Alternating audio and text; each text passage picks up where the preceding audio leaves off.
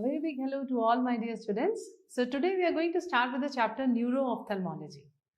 Right? So Neuro ophthalmology, all of you have a lot of phobia. Oh, ma'am, this is a very difficult chapter. Let's try to make it very simple. So it's a promise you're going to really enjoy this chapter along with me. Don't forget the tips that I have already shared with you, that you have to keep writing your cues, your double cues, keep making all the diagrams, and lastly, always learn along with me, right? Okay, so we start with first very important information which we have already discussed in neuro is length of the optic nerve. So what is the length of optic nerve? This is your first cue also. So all of you note down length of optic nerve you are going to write as 3.5 centimeters to 5.5 centimeters. 3.5 to 5.5 centimeters. Now we are going to learn the four parts of the optic nerve. We make a diagram here. This is your orbit, eyeball, optic disc. It will cross the retina, the choroid and the sclera, right? So this is all intraocular part. Then it goes into the orbit. This is intraorbital. Then into the optic foramen. This is intracanalicular. And when it goes in the brain, this is intracranial. So what are the four parts of the optic nerve? The four parts of optic nerve we learn as intraocular, then intraorbital, intracanalicular and intracranial. Hope you're written. So passing through optic canal, intracanalicular and intracranial.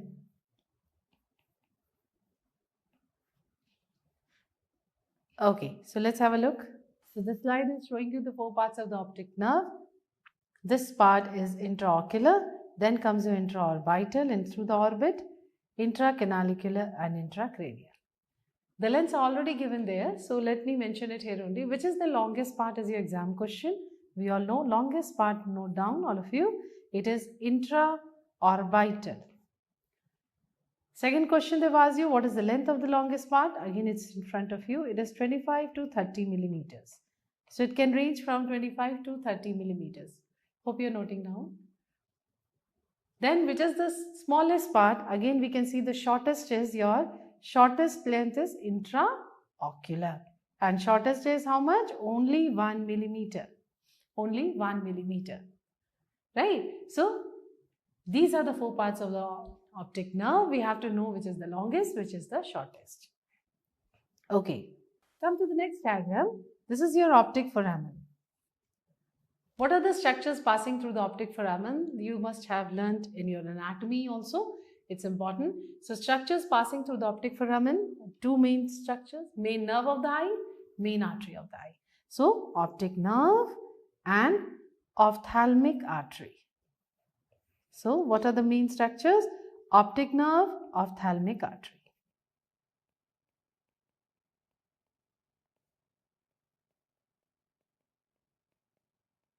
Okay. Done? Right. So this is your optic foramen.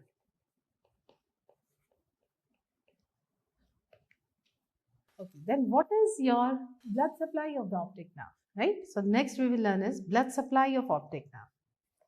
Blood supply. So a little bit of anatomy first now. So blood supply of optic nerve, very simple. Two main sources. One we know is the short posterior ciliary artery is forming an anastomosis. Let me show you. So if you look here, which is the main artery? It is the ophthalmic artery. The ophthalmic artery is giving one branch as central retinal artery in vein. So the central retinal artery is, you see, a branch of ophthalmic, always enters the optic nerve before entering the eye. Right? It is almost around 3 centimeters behind the optic nerve head or the optic disc. These are supplying the inner 6 and outer 4. Inner 6 and so this is inner 6 layers of the retina. Therefore, will also supply the optic nerve. Ultimately, what is optic nerve? All the nerve fiber layer from the whole retina aggregate at the disc and form the optic nerve. So please remember inner 6 layers by central retinal artery. What about the outer 4 layer? Short posterior ciliary artery. Short posterior ciliary, we have discussed this in the other chapters also. So this short posterior ciliary artery is actually forming an anastomosis at the optic nerve head, which is called circle of Haller and Zinn. You have to know this, right? And then we are seeing in this, if you look at this figure, so here the ophthalmic is also giving the pial vasculatures, which are supplying this area and the subarachnoid space. Now, where will this pial vasculature come into picture? When I'm going to talk about posterior ischemic optic neuropathy. So we'll wait for that. I think let's write it first, it becomes easier. So the two main sources of the blood supply that I would like you to learn with me, first is your circle of Haller and Zinn. So circle of Haller and Zinn, we are saying is nothing but anastomosis of short posterior ciliary arteries. Okay? They are around 15 to 20. Then coming to second source, I just said central retinal artery. So it enters the optic disc 1 centimeter, not 3 centimeters, 1 centimeters behind the optic disc. This artery is going to enter the optic nerve. So it enters 1 centimeter behind the optic disc. Why did I say it? Okay, let's correct this. We have to say 1 centimeter. Okay, so once we know this, and this is supplying the inner 6 layers. Simple. So this is your blood supply that you have to know for optic nerve. Now we talk about, once we know all this, what are the features of optic nerve? So what are the signs and feature of optic nerve dysfunction? So now we are going to go to the pathology part. So optic nerve dysfunction can also be called as optic nerve disease, right? Optic nerve dysfunction or optic nerve disease. Okay. So when you say optic nerve disease or optic nerve dysfunction, first of all, what is it? All of you have understood that the main role, what is the main role of the optic nerve? This first diagram is explaining you so well that how the optic nerve is carrying the impulse from the eye to the brain, and so intracranial part that it is taking it to the brain, right? Now, so when there is any disease, what is happening? This nerve impulse transmission is hampered. So if I ask you to describe what is optic nerve disease or optic nerve dysfunction, you can say it's a pathological condition of the optic nerve, right? It is a pathological condition of optic nerve where nerve impulse transmission is hampered, where nerve impulse transmission is hampered, right? So there can be many causes of this condition that we have to learn. So first of all, we should know what is optic nerve dysfunction or optic nerve disease. Once we know that, come to the signs and the features. So what are the features? I'll make life simple for you. We will learn it, right? So common sense. Let's think together. What will happen if there is any problem in the optic nerve? It will affect the vision? Yes. So first things in the features we are going to learn is decreased visual acuity. Will it affect the pupillary reactions? Yes. So we will learn relative afferent pupillary defect. We will talk about it shortly. Okay. Will it also affect anything else? Yes. The color. Color vision is also affected. Not only vision but color vision. So color vision, when it is affected, we call it dyschromatopsia. We call it dyschromatopsia. What else? Decreased color, decreased here, okay? Decreased color, decreased brightness. So decreased color, decreased brightness, right? So the eye, when there is an optic nerve disease, will see the intensity of color also less, brightness is also less. Decreased contrast sensitivity as well. Decreased contrast sensitivity. So we already have done with the 5 finger, but the 6th one most important is visual field defects. So whenever there is an optic nerve disease, what can be the visual field effects? The visual field effects can be either central scotomas, which is most common. Why most common? Because macular fibers are most sensitive to the damage. Therefore, central scotoma. Okay?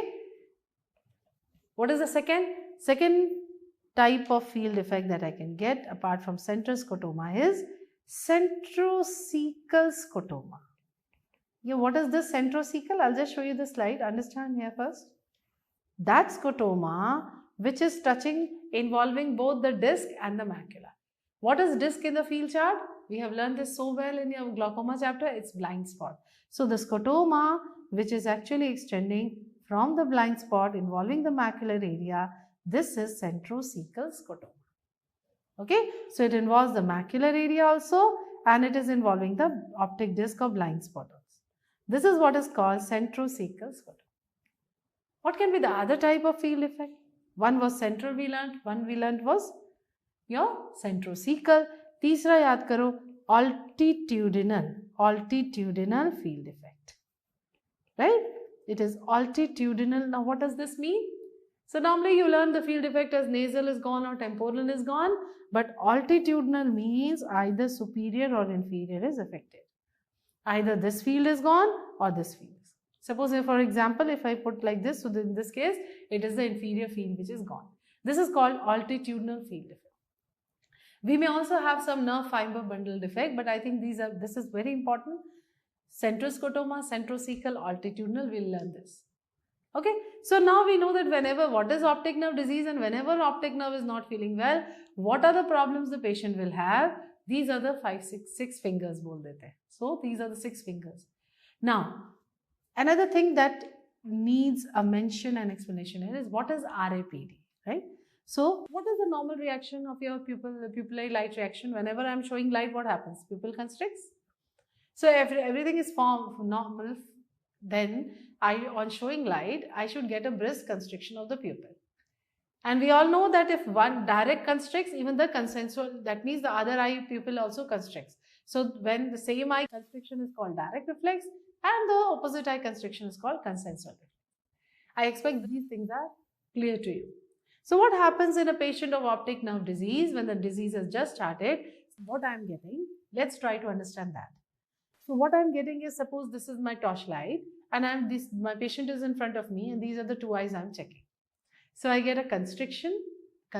So first time when I am checking, okay, I am getting the normal reaction. Now I compare and again and test it by swinging my torchlight from one eye to other. That's why this test is called swinging flashlight test. And what we are doing, let's see. Now, attention all of you. So I get a constriction, again constriction, dilatation. So with a direct light, getting a dilatation is very abnormal. And why this is happening? Because I am comparing, so doing it again and again, it's like tiring the pathway, right? So what happens, the consensual effect of the normal is more than direct effect of the diseased eye. So this is called relative afferent pupillary defect. Let me repeat it for you. I said if this is the torchlight, एक constriction, dilatation. So initially I got a normal reaction. It was only on comparing I could catch hold of it. So it is relative and it is the earliest sign of optic nerve disease. Okay. So this is what is called relative afferent pupillary defect. It's a defect, afferent defect. Why do you call it afferent? So we are going to learn in the pathway that optic nerve is a part of an afferent pathway. So any defect due to the optic nerve dysfunction will be afferent defect. Right? Okay. So this is also called Marcus gun pupil. Next important thing, this is also called Marcus gun pupil. And it is tested by swinging flashlight test. I want you all to put a Q here, please. Swinging flashlight test. Okay. Let's have a look at what we are talking about. Let's see in the slide now. Okay. So first we are going to understand about the field chart. This I think slide has been discussed in your glaucoma chapter as well. If you look here, how do you depict the field? The field is always opposite of anatomy. This you have to know. Then the retinal coordinates and the field coordinates are opposite. Then, so what will happen? Normally you know that optic disc is nasal to the macula. But when you talk about blind spot, it will become temporal to the macula. So if this is the blind spot shown here, what is the temporal side? This one is the temporal side and this is the nasal side. First of all, you have to be very clear with this. You have asked the patient to look at the center out here and you are checking his field. Everybody knows what is a field now, right? So we are talking about the peripheral vision. So when you are doing this, this is a depiction of vertical meridian, horizontal meridian and the central point for fixation. Now, which eye is this? Which eye have I depicted here? If I ask you this, always remember when we are talking about the field charting, we are talking about the field effect, imagine the patient is just beside you. So if the patient is just beside you, it implies what orientation you yourself have.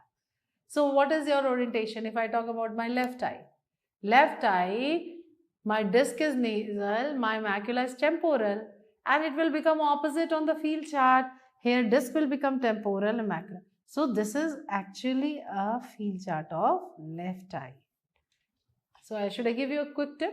So whichever side the blind spot is, that is the eye. Okay, so that's a very quick tip here. So anyway, you have to just understand the basics that the patient is beside you. Now you think, and don't forget that it is opposite to the anatomy. What type of scotoma is a blind spot? I think this is discussed also. Again, let me talk about it. So it's an absolute. In any condition, even if I change the target size, illumination, I will not be able to see anything here because this is corresponding to the optic disc. Therefore, blind spot is considered an absolute scotoma. It is not relative, it is absolute. What is relative? I may be able to see in special conditions, but here I am not. Now, second term is it positive or negative? Positive means if there is a black patch in front of your eye, you feel it as positive. Some black patches come in front of the eye, right? But if you don't see anything, it's just like an empty thing, this is called negative. So please remember, blind spot is a physiological scotoma and it's an absolute negative scotoma, okay? So blind spot is an absolute negative scotoma. We will not forget this. Now we have just talked about different scotomas. Now what happens when the optic nerve disease is happening, and because of the optic nerve disease, the optic nerve fibers are getting affected. I'm going to get scotomas definitely. Now it will all depend which fibers are affected. So we just talked about macular are most sensitive. So most commonly what you get is a central scotoma. Central scotoma is central 30-degree area. Whatever scotoma, as you can see, it is involving the central fixation here. This is central. Now, what was centrocecal? I told you, blind spot also, macula also. This is centrocecal scotoma. And when it is little away, this is called paracentral scotoma. Okay, so these figures are very, very clearly depicting you the type of scotomas. Okay, so once we know this, we come to a few more slides to understand. See, this one again is centrocecal from the macular area to the blind spot. This becomes paracentral, right? And if this is the blind spot at the optic disc located, blind spot should be located nasally, disc is located nasally. This is what it is saying. The disc is nasally, so blind spot has to be temporal. Please remember that. And this is your central scotoma, right? Okay, so I think you are now clear what is central, what is paracentral, what is centrocecal. Okay, we have one more slide for you here. So this one is central, this is centrocecal, right? This can be a defect which you see in glaucoma, the germ scotoma. Generally, glaucoma is also an optic nerve dysfunction, right? Then this is a sector defect we see, and this one is the altitudinal which I was talking about. So the shaded part is the one which is gone, right? So this is sector defect and this is your altitudinal. All these things are possible when there is an optic nerve disease. At present, we are giving a generalized view of what is optic nerve disease, what are the features and what are the findings. This one will be your, so this is the part which is gone, okay, the white one. So this is again your altitudinal field effect. This one becomes your altitudinal field effect.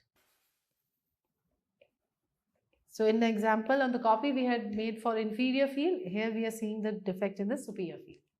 Clear? Okay, then we talked about relative afferent pupillae defect. Can you see what is happening in this figure? Is it showing you the Marcus-Ginn pupil? Yes.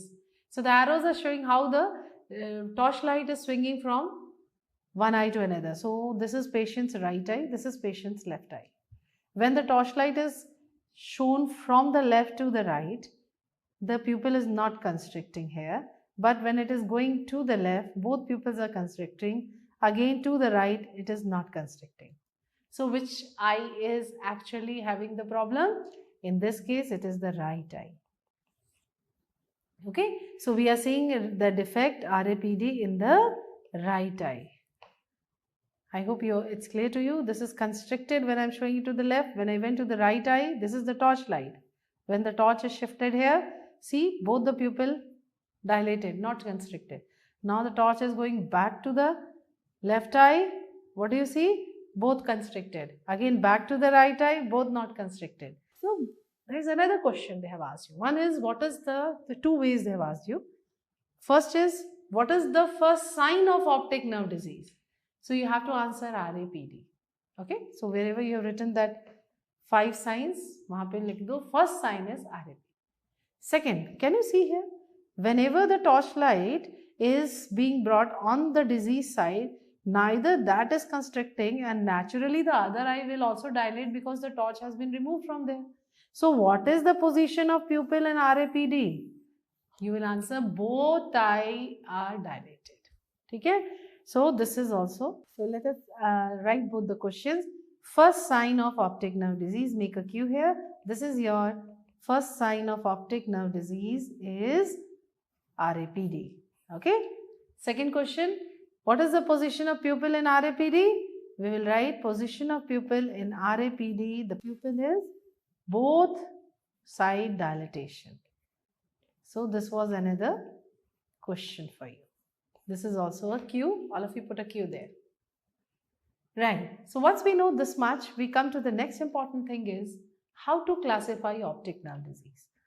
So we can classify the optic neuropathy broadly can be classified as. So first heading is neuropathy, means any pathology in the optic nerve I am talking about at present. So classification of optic neuropathy. So this is in the latest edition they have given in this form. We are following this now.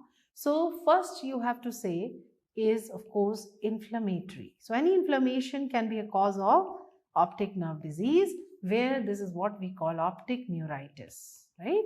So inflammatory.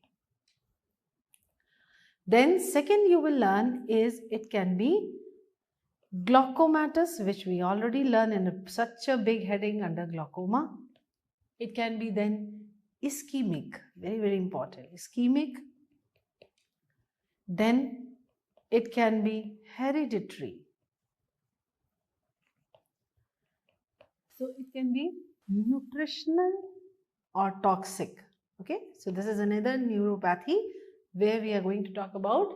Toxic means due to drugs. So which drugs can cause optic neuritis? Then next neuropathy, you have to keep in mind any cause of disc edema, right? And when it is due to increased intracranial tension, now we call this condition papilledema. So we are going to discuss all this in the separate heading.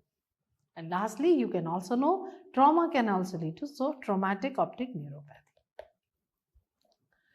Right. So this is broadly, so the list is little even longer than this. We don't want to complicate our life with all that. This much is enough to know broadly what are the different types of optic neuropathy. So once you know about types of optic neuropathy, now we talk about one by one. So first we will take optic neuritis. We talk about optic neuritis. So again, optic neuritis, what is it? Optic nerve disease. Think with me, think with me. So optic nerve disease, what are the features? Same 6 fingers, 5 to 6, jo 6 fingers बताए. Life is easy now. So how we are going to further learn? So please remember, it is the same. Optic neuritis is inflammatory optic nerve disease, isn't it? And what else you have to keep in mind? I am going to get all those features that I just discussed, all those 6 fingers. ठीक है? अब आ जाओ classification. You can classify optic neuritis either anatomically or you can classify it etiologically. So we classify in 2 different ways. One is anatomical classification and second is your etiological. Now when you say anatomical classification, anatomical we will learn, if you know the parts of the optic nerve, if you remember that, it becomes easy. So it can be of 3 types. One is papillitis. What is papilla? Papilla is optic disc, the area where disc is situated. So that is involved means when I am going to look at the fundus, I see blurred disc margin due to the leakage and increased capillary permeability here. So this is papillitis when I can see the findings on the fundus examination, right? Then of course I am going to get the 6 fingers in all these. At present, what we are talking? Which part is involved anatomically? We are talking about the classification. Second, आप समझो. Second is your retrobulbar neuritis. Bulb is eyeball. Retrobulbar means behind the eyeball. So we are talking about this part of the nerve is involved. This is your retrobulbar neuritis. That is behind the eyeball.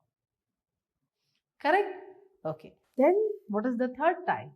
Neuroretinitis. When I say neuroretinitis, it means nerve is involved, but along with this papillitis, now the pathology is filled into the macular area and the retina. That is why retinitis. So when this is spilled there is increased capillary permeability. That will lead to leakage. There is leakage of water and there is leakage of lipids. So जब lipids leak करेंगे, that is deposited in a radial manner on the retina like this. And this is what is called macular star. That is the reason you learn. What is neuroretinitis? Is papillitis with macular star. So it is papillitis with macular star, which is neuroretinitis. Correct? Okay. Now, papillitis, I could see the changes. Neuroretinitis, I can see the changes. How will I know, okay, this is retrobulbar neuritis and I can't see any fundus changes. In retinobulbar neuritis, fundus is normal, isn't it? So, there are two main pathognomic things that we have to look for. Of course, I will get the decreased visual acuity, I am getting RAPD, right? And I am getting all those features which will indicate that there is some problem in the nerve. There is some issue in the optic nerve, right? So, wo to rahega, but so diagnostic that is considered definitive is one is RAPD. See, I have put two Qs there. You please write the Qs. And second would be pain on eye elevation. Now, this is also exam question and the question they've asked you is why? So, if you tell the patient, okay, look right, look left, he will not complain anything, but a patient of retrobulbar, so when you ask him to look up, he will say, I have pain. So, why is there pain on eye elevation in optic neuritis or retrobulbar neuritis in particular? Why we say in particular? Because that helps to diagnose retrobulbar neuritis. So, why does a patient have pain? Any optic neuritis patient will have pain on elevation. Let's understand. See, superior rectus fibers, they are originating from annulus of Zinn. Everybody knows annulus of Zinn, tendinous ring crossing the supraorbital fissure. We are going to talk about it in orbit chapter. Anyway, so this superior rectus fiber, if this is the orbit, please draw the diagram. The superior rectus fibers which are originating from the annulus of Zinn are inserting here. We have to know that it's a normal anatomy. Some fibers are attached to the myelin sheath of the optic nerve. Okay? So when some fibers are attached to myelin, kiske fibers I'm talking about? Superior rectus. So this is a normal anatomy. This is the reason when you ask the patient to look up, the primary action of superior rectus is elevation. Therefore, it will pull on the nerve and patient will have pain. So pain on eye elevation is due to superior rectus fibers. Correct? Great. So this was about your anatomical. Let's have a look. This is the papillitis. If I look here, this is, I can see the fundus, I can see the optic disc with the blood vessels, or the disc margins are all blurred here. This is what is papillitis you are looking at. Had it been retrobulbar, it would have been absolutely normal. Look at this one, it's very clear. So this is what is macular star, and you are looking at a case of neuroretinitis. Okay, so retrobulbar will be absolutely normal, nothing to show there. Papillitis you should know, neuroretinitis. Okay, we next talk about is etiological classification of optic neuritis. So when you say etiologically, optic neuritis, which is the inflammatory type, we divide it as number one, it can be demyelinating disease.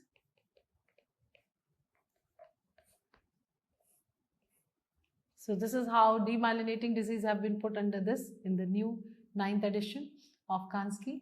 Then second, you will see one cause can be para-infectious, it can be infectious, or it can be non-infectious. Easy? So infectious, para-infectious, infectious and non-infectious. We'll learn like this. Now let's learn very quickly. It's very simple. Demyelinating, we will just describe it in detail. So let's hold it on. So let's start from this side. Non-infectious.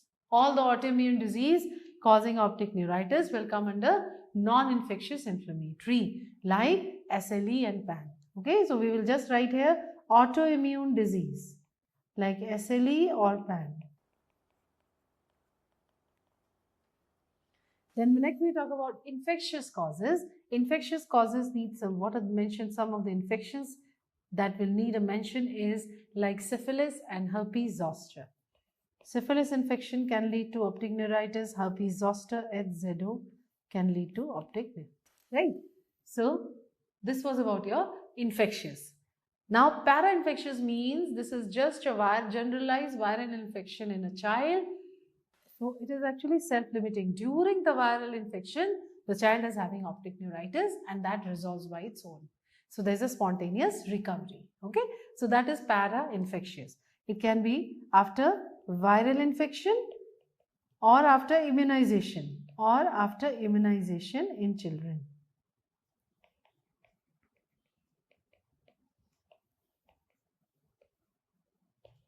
Okay. Write down there is spontaneous recovery. This is important. There is a spontaneous recovery. Now we talk about demyelinating disease. So demyelinating disease, what is actually happening is loss of myelin sheath, isn't it?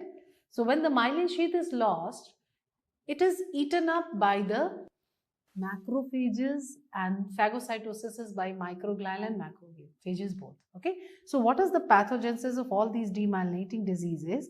If we take a quick view on that, right? So all these demyelinating diseases, what is happening is first loss of myelin layer. So when the nerve fiber is losing, loss of myelin layer is happening, it is going to be phagocytosed, write down, by macrophages, primarily macrophages and microglial cells. Now then what happens in place of that, the astrocytes are going to lay down some fibrous tissue and that is what looks like plaques. Okay, so the astrocytes lay down fibrous tissue as plaques. Okay, so this is the basic problem here in any demyelinating disease. If I'm talking about eye point of view, so there are three which needs a mention. Where eye is infected, there are visual system is affected. So, okay, when there is a plaque formation, what is happening? Again, nerve conduction is getting disturbed. Any disturbance in the nerve conduction is the main problem, whether I'm talking about optic nerve or any other nerve, right? So, involving visual system, we will note down three main types. Most important, as in the exam, you should know in and out about it is multiple sclerosis. Okay, so read it very nicely from your medicine part also, multiple sclerosis.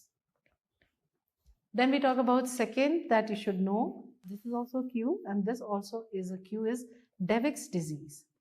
Devick's disease is neuromyelitis optica. What is this? Neuromyelitis optica? Optic nerve involvement and spinal cord involvement. Just remember it's a demyelinating disease involving both the spinal cord. So there is a demyelination of the spinal cord, transverse myelitis and optic nerve involvement. This is what is called neuromyelitis optica. So there is optic neuritis with transverse myelitis, spinal cord involvement. And they just ask you what is Devick's disease, no more details. One more is Schilder's disease, Schilder's or Schilder, whatever you want to pronounce. So this Schilder's disease is progressive with no improvement. So multiple sclerosis, we know the vision after some time improves. Here it is just relentlessly progressive with no improvement involving the optic nerve and optic tract. So you can just say, we can learn it like this. It is optic neuritis without improvement and progressive. Progressive without improvement. Write down progressive and without improvement. That's enough. Okay, should I write it here? It is Schilder's disease is a progressive optic neuritis and it doesn't improve. Without any improvement, the involvement is there. Once we know about these three types of these demyelinating disease, what needs mention in detail is multiple sclerosis. So when you talk about multiple sclerosis, it is generally in a middle-aged women, number one. It is idiopathic, no exact cause do we know, and it involves the central nervous system, right? So it involves the CNS, central nervous system, white matter. Middle-aged females. Write down, it is more common in middle-aged females. These 3 points are important. Now, when you talk about clinical features, again, I have already made life simple for you. So, clinical features, if I talk about the visual, it's an optic neuritis, optic nerve disease. I'm going to get all those features. So, primarily, it will all the features of optic neuritis. Then, this multiple sclerosis can also lead to, we'll be talking about this in this chapter, internuclear ophthalmoplegia. Okay, and third, it can also lead to, because of this, a part of INO, or otherwise it can also cause nystagmus. So these are the ocular manifestations of multiple sclerosis. It can lead to optic neuritis, it can lead to internuclear ophthalmoplegia, which is lesion of the medial longitudinal fasciculus. We will talk about it. And this is nystagmus. Right? So when you say it is a clinical feature of optic neuritis, it is mainly presenting as retrobulbar neuritis or sometimes papillitis, but primarily it is presenting as, keep in mind, retrobulbar neuritis. What about the other type of inflammatory? So other type of inflammatory I meant, what about the parainfectious and type? What will be involved? Again, it is mainly papillitis or neuroretinitis. Okay, so here it can be parainfectious ho gaya, infectious ho gaya, non-infectious. They are generally papillitis or neuroretinitis. Yeah, so you're going to hear all the features of optic nerve disease that we have talked about. Decreased visual acuity, right? So visual acuity can go down up to, if you talk about here, in optic neuritis, first thing that this patient of multiple sclerosis will complain of is decreased visual acuity, isn't it? So when there is a decreased visual acuity or vision problem, it can be anything around 6 by 18 to 6 by 60. Okay? So initially it can be affected and the vision I can see is, but what happens is you have to know that it improves in due course. Okay, so first thing is decreased visual acuity. Yes, I can get an RAPD. Again the same, I'll get decreased color, that is your dyschromatopsia. So do we need to mention everything? I can say 6 fingers, right? All those things, decreased color, decreased brightness, everything is present. And what else we mention here is pain. So patient will have discomfort around the eyes and pain. Can complain discomfort around the eyes. So once you know the patient's complaining this, and apart from that, a few signs that needs a mention, right? And what will be the visual field effect? Again, you can talk about centroscotoma, centrocecal, longitudinal, everything is common. Everything can be present, right? Generally, centroscotomas you will answer. I think now you know it very well. Then what happens that after worsening of around 2 to 3 weeks, it starts improving. The vision will start improving and it recovers to anything around 6 by 9. So keep this in mind that after worsening of around 3 weeks, then improvement starts. That means it is then recovering by its own. Now, so I was talking about a few signs apart from all the features in 6 fingers of optic neuritis. We have to mention pain and everything. What else needs a mention are the few terms that you should know, right? You can, these are, first is, what is Uthoff's phenomenon? So what is Uthoff's phenomenon? You will say worsening of the visual symptoms after exercise. Write down worsening of visual symptoms after exercise. This is what is called Uthoff's phenomenon. Second term that you should know is what is Pulfric's phenomenon. Pulfrix phenomenon is what is happening? The nerve conduction speed of the two eye is now different. There is a discrepancy, because of which there is difficulty in 3D vision, difficulty in stereopsis. So you're driving, even catching a fly, something, all those things which needs your 3D difficulty properly, this will be a problem for the patient. So why there is difficulty in stereopsis or depth perception? You should just say that there is discrepancy in nerve conduction between two eyes. Discrepancy in nerve conduction between two eyes. Okay, so this is what is called Pulfrix phenomenon. And what is Hermit sign? This is not related to the eye, but yes, you should know this. Hermit sign. So Hermit sign is electrical sensation for multiple sclerosis patients I'm talking about. So this is electrical sensation on neck flexion. Okay? So it is nothing but electrical sensation on neck flexion.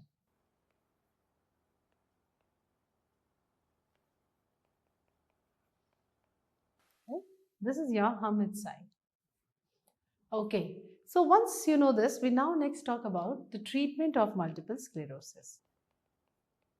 You know, the indication of treatment is only when your patient is having a visual acuity of less than 6/12 in the first week of the disease. Now, this is the indication of treatment. Of course, we start with steroids, and it is very, very important to always give a bolus dose of IV methylprednisolone first. This should be given for 3 days, and after that you can shift to oral steroids for another 11 days. Tapering doses of oral steroids for another 11 days. And if the patient is not responding to steroids, what to do next? Then of course you can. So what is the dose? Generally they don't ask the dose, but 1 gram daily bolus dose here for IV methylprednisolone, 1 gram daily, and this will be 1 milligram per kg per day. Okay. Yeah. So if the patient is steroid resistant, the next option can be methotrexate. Apart from that, the next other options or newer modalities of treatment, you can give the heading. First is your interferon beta.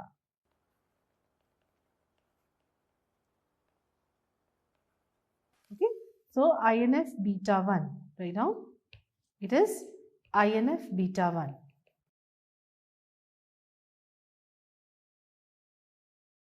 And what next can be given, another immunomodulator is glatiramer acetate.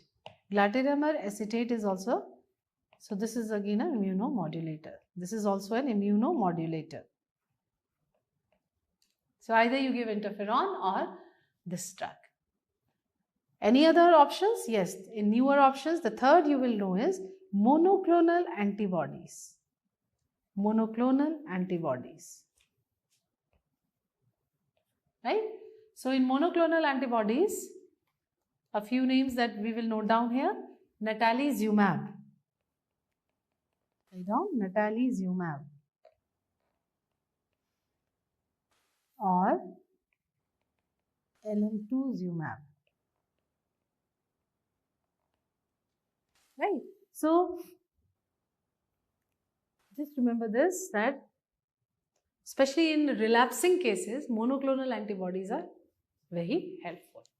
And if it is too progressive, we may take a risk of giving another monoclonal antibody, that is ocrelizumab. But ocrelizumab can have serious side effects of causing leukoencephalopathy, and we generally avoid it. Very progressive disease, when you don't have any other option and you want to try, you may try. Let's not write it. It's okay. This much is enough to know. We are already knowing it more than that is needed, right? Then we talk about, if this much is clear to you all, we next talk about, this was about multiple sclerosis, and we will now talk about the next type of optic nerve disease. So we're done with inflammatory. Next type is what? Next type is your ischemic optic neuropathy. We come to the next, ischemic optic neuropathy. Now, when you say ischemic optic neuropathy, if it is involving your papilla and causing papillitis type of a picture, we call it anterior ischemic optic neuropathy, right? Because it is involving the optic disc, involves the disc. And if it does not and it is behind, it's more of a retrobulbar pattern, we call it posterior ischemic optic neuropathy, which is mainly retrobulbar. Okay? Which is, you can say, not involving disc. Now, naturally, if I'm saying ischemia, there is blockage of the blood supply from some arteries. So, which arteries are blocked in AION and which are blocked in P? So, I was mentioning when I was talking to you in anatomy PION, the arteries that are blocked are mainly the pile branches, which are direct branches from the ophthalmic artery. So, those pile branches or capillary plexus is causing ischemia of the retrolaminar part of the optic nerve. Behind that means the involvement is retrolaminar. Retrolaminar part of optic nerve is involved. Okay, let's learn like this. Then we talk about AION, very important topic for you all, okay? So first of all, we have to understand AION, okay, which are the arteries which are blocked in AION. A very quick revision for you all here. So again, we learn in my style, simplify it. So this is your iris, ciliary body and choroid. I've just made this and I'm making retina. These are the two layers I'm showing here, right? Then this is the your orbit.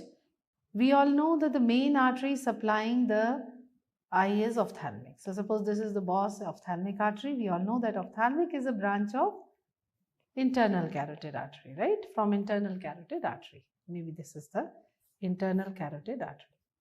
Okay, so let's show like this. Now, what is very important for you to know, we have just talked about the blood supply, that one branch is the one which is supplying the inner 6 layers. This is your central retinal artery. So, ophthalmic artery is giving branches to the uveal tissue, and these are the ciliary arteries.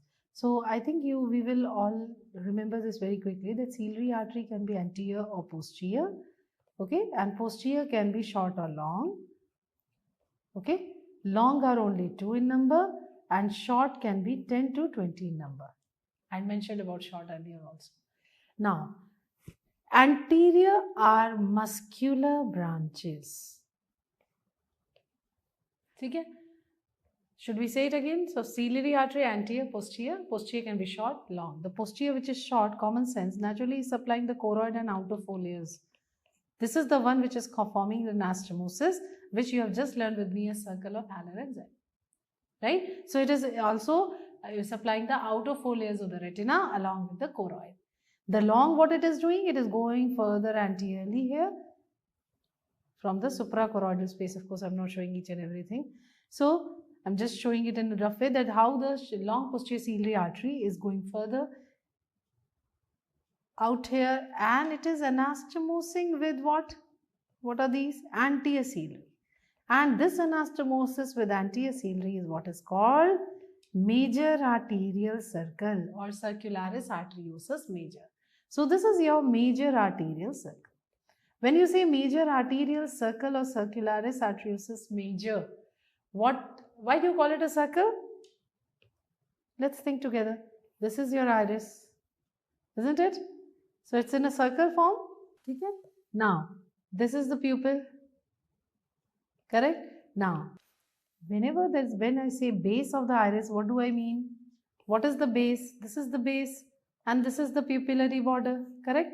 So, we are saying that there is an anastomosis of anterior and long posterior at the base, and therefore this is a bigger circle. So, this is a major arterial circle.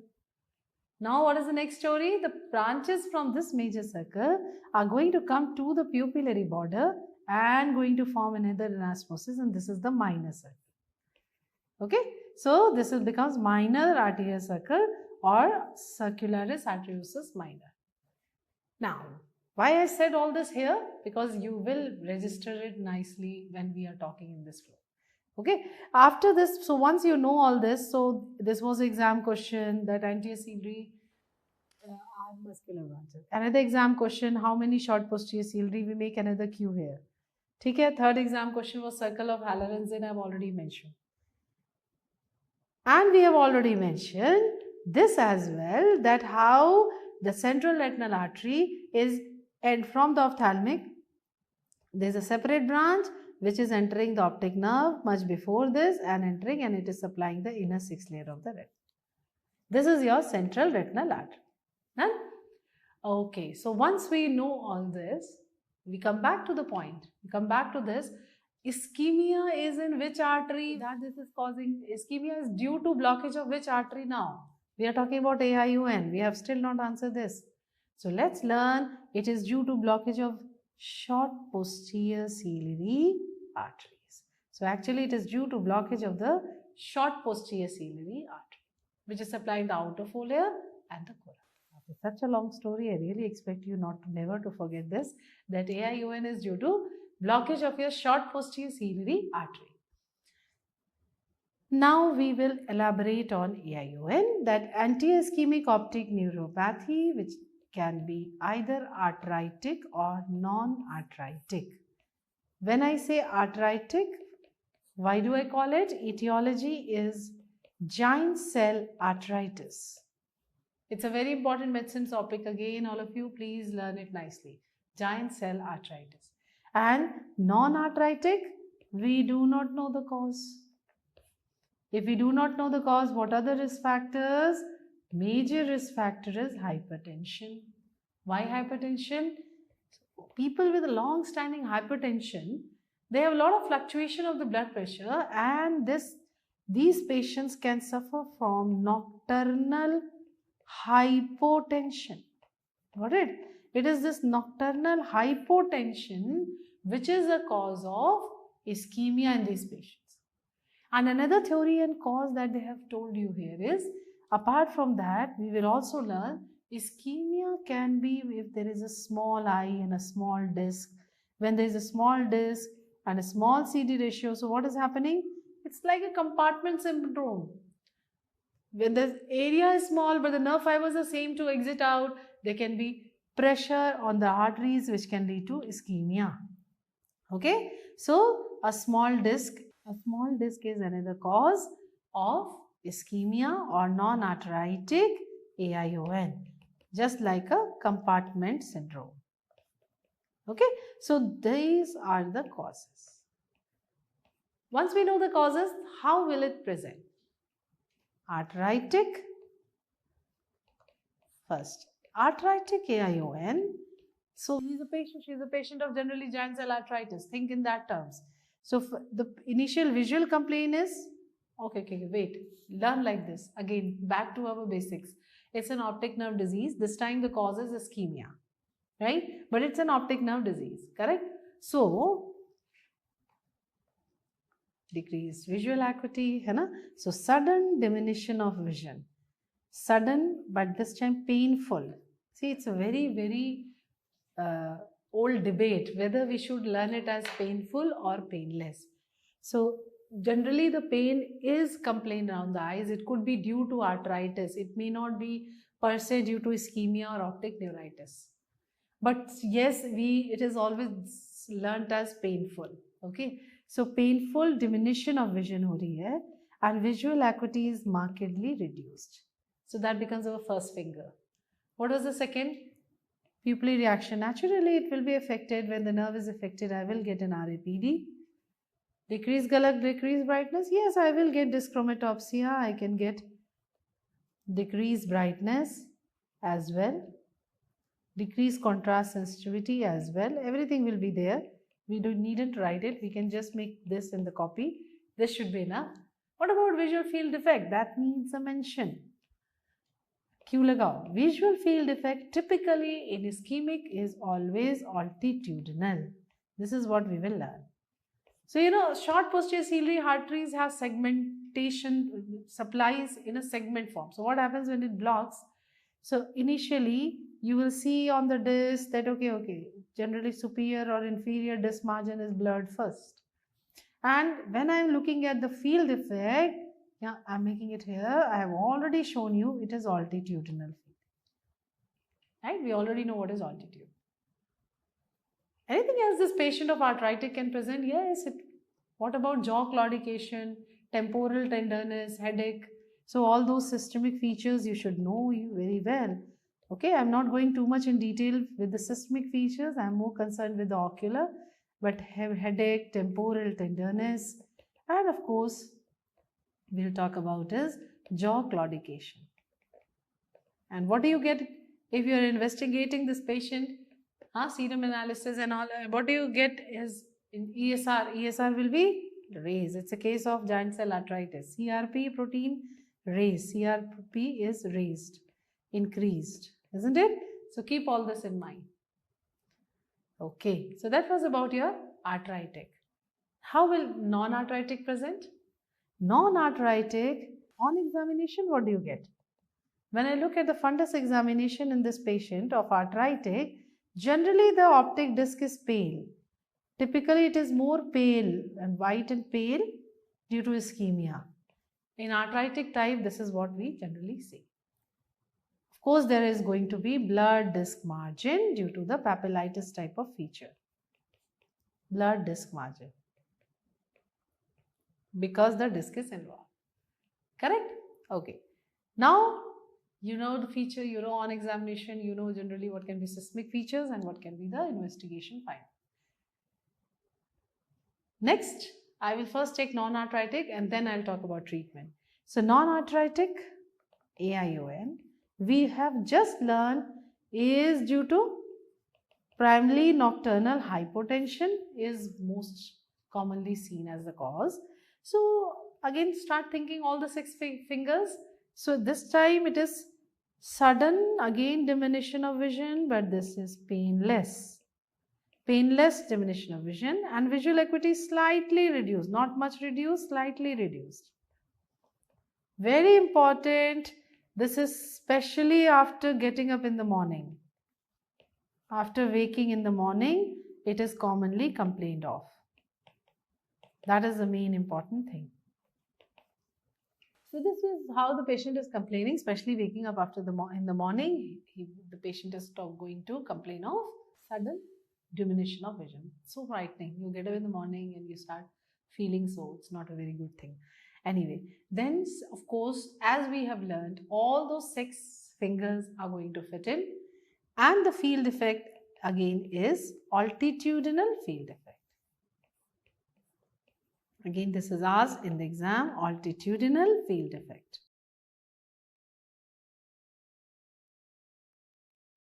Here it is inferior, right? So these are the findings of non-arthritic. So I will get decreased color, decreased brightness, all the optic nerve function will be affected. One more thing which needs a mention. Go back to arthritic, all of you. Arthritic may, when we were talking about vision and all, another thing that you get is amaurosis fugax. Don't forget amaurosis fugax.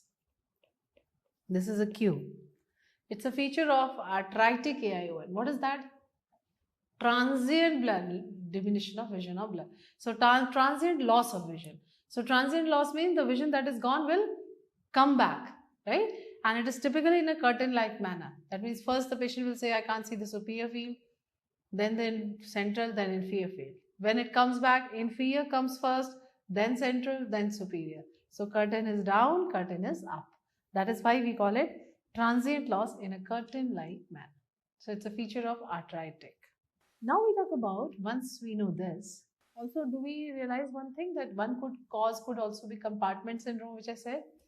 In that case, it's very important to observe the other eye and see the fundus examination, whether the CD ratio and the disc size is small or not for the other eye. Okay, keep this in mind.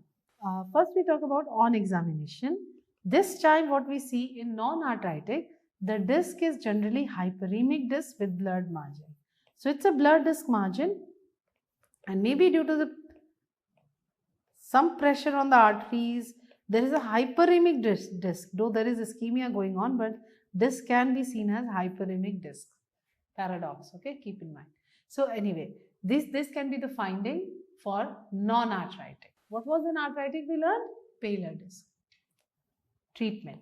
Coming to treatment, whether it's arthritic or non-arthritic, what we go for is IV steroids given for 3 days, followed by tapering dose of oral steroids, which can be tapered as fast as another 3 days. Right? So, of course, it makes a lot of sense in giant cell arthritis that there is inflammation and you're giving steroids. What is the role in case of non-arthritic? So, in non-arthritic, if it is a compartment syndrome and it is due to the small disc, you can't do much. There's no treatment. But why are we giving this steroids in non-arthritic? There's no inflammation. So, it actually in non-arthritic, it is reducing vasogenic edema. For non-arthritic, steroids help to reduces the vasogenic edema.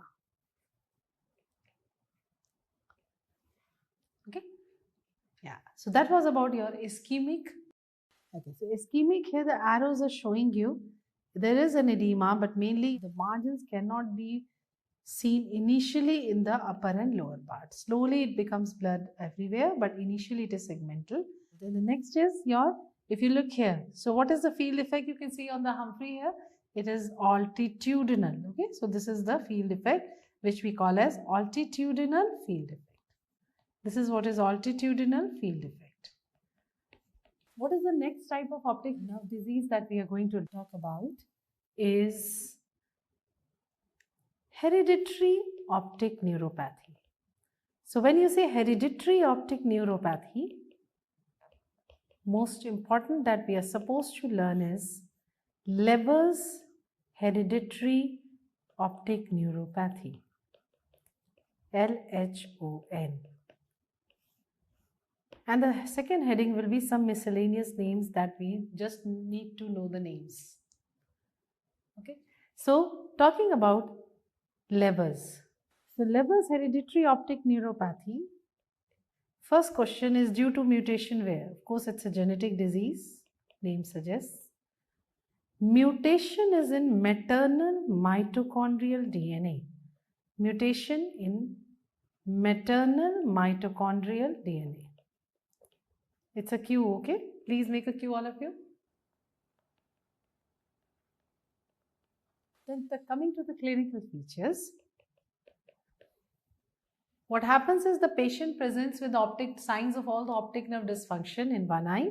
Suppose, for example, it started in the right eye. So all the features of optic nerve disease in the right eye, followed by in the left eye. Then there is optic atrophy in the right eye, and that is followed by in the left eye. We cannot stop this progress. It's all genetically monitored or controlled. Okay.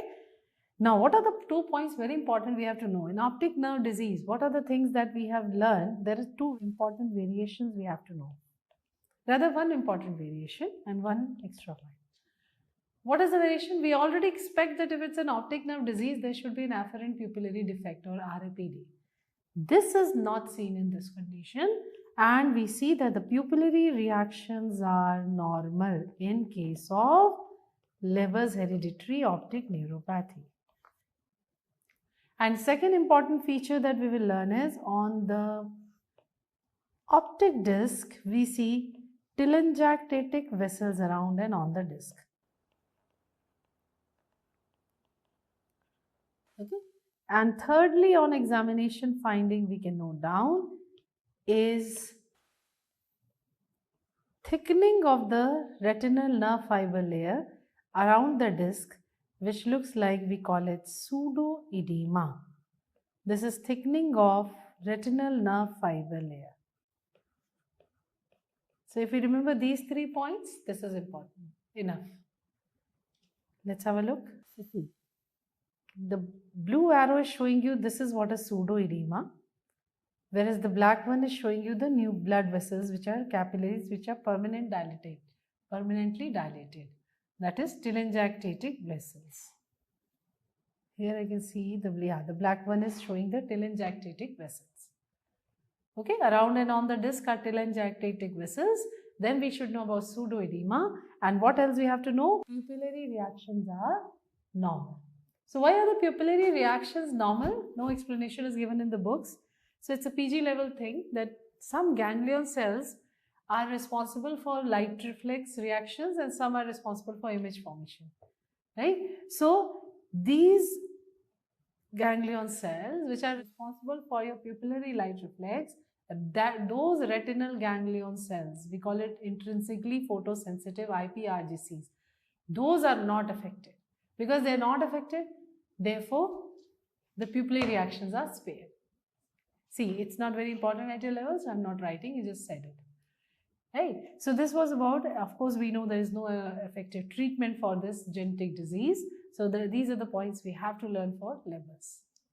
Then we talk about is miscellaneous hereditary optic neuropathies. Again, no details required, we will just know the names. One is GER type, it is K silent. Second, BEHR Behr syndrome. Only name please, no details. And third is Wolfram syndrome. So Wolfram syndrome is DID mode. What is this? Easy to learn, so I'll explain you this. So this is your diabetes insipidus, then diabetes mellitus, optic atrophy, OA is optic atrophy, and D is deafness. So this is what is DID mode. Okay, these are all hereditary optic neuropathies. Right, we come to the next one. The next type of optic nerve disease that we will learn, or neuropathy that you have to learn, is nutritional or toxic neuropathy. So when you say toxic optic neuropathy, we are talking about drugs. So what are the drugs which can lead to toxic optic neuropathy? So earlier we used to call this toxic amblyopia. Amblyopia is partial loss of vision. It was due to drugs. It is called toxic. So toxic amblyopia again means we are talking about optic neuropathy. It is affecting the optic nerve function, right? So what are the drugs? First is tobacco. Very, very important, tobacco. The question they've asked you in tobacco is, what is the field effect in tobacco amblyopia? Make a cue. We will answer centrocecal. We all know what it is now, right? Secondly, what you have to know is, mainly it is the cyanide component in the tobacco which is causing all the damage. What is the second drug we will learn is ethambutol. It's an ATT drug. Another ATT that needs a mention is isoniazid. Even this can cause optic neuropathy. What is the fourth? Fourth drug is chloroquine, then ethyl alcohol and methyl alcohol. Ethyl alcohol, methyl alcohol. Right? So the next question they will ask you here is, which is more dangerous, ethyl or methyl? So answer is methyl. We all know this. Why is methyl more dangerous? This is the main question. It's a very, very acute damage. In no time the patient is going to come to me with optic atrophy. Okay? So I will not have any time to revive or treat. That is why it's a very acute damage and hence it is more dangerous. Why it is causing an acute damage? It directly damages the ganglion cells. Okay, it directly damages the ganglion cells. Okay, remember this is important. Hence it is more dangerous. What happens for ethyl alcohol? Ethyl alcohol is a chronic damage. A person is not eating anything and he is only drinking. So in that case what happens? He gets vitamin B12, in particular vitamin B12 deficiency leads to optic nerve disease or optic neuropathy. Okay, so how are you going to treat it? We go for hydroxycobalamin supplements. We can give injectable, but even oral is sufficient. It absorbs very well. Oral is also good. So you have to give hydroxycobalamin injections. or oral. This is the treatment we have to manage for, we have to do for ethyl alcohol poisoning. Now, next thing that needs a mention is, it is not only B12. All the Bs, B1, then vitamin B2. So all these nutritional deficiency of all these B complex vitamins can lead to optic neuropathy. Let's mention it. So deficiency of not only B12 but B1, that is thiamine, isn't it? Then B2, riboflavin ho gaya. B6 is pyridoxine. B3 is what? Niacin. So niacin deficiency is also causing you optic neuropathy. Then B6, that is your pyridoxine.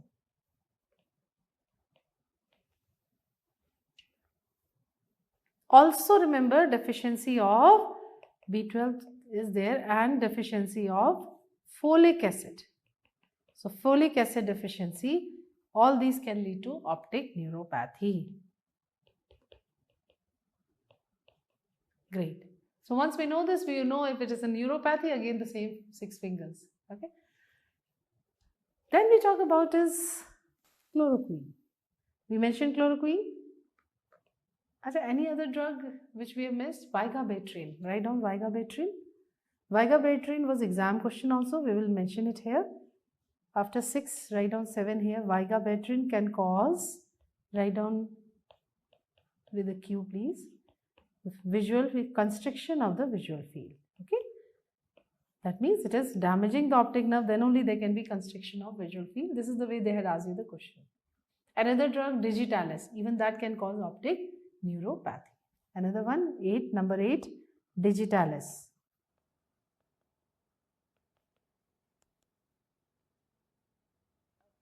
Then we talk about chloroquine. Chloroquine, what are the ocular features or effects?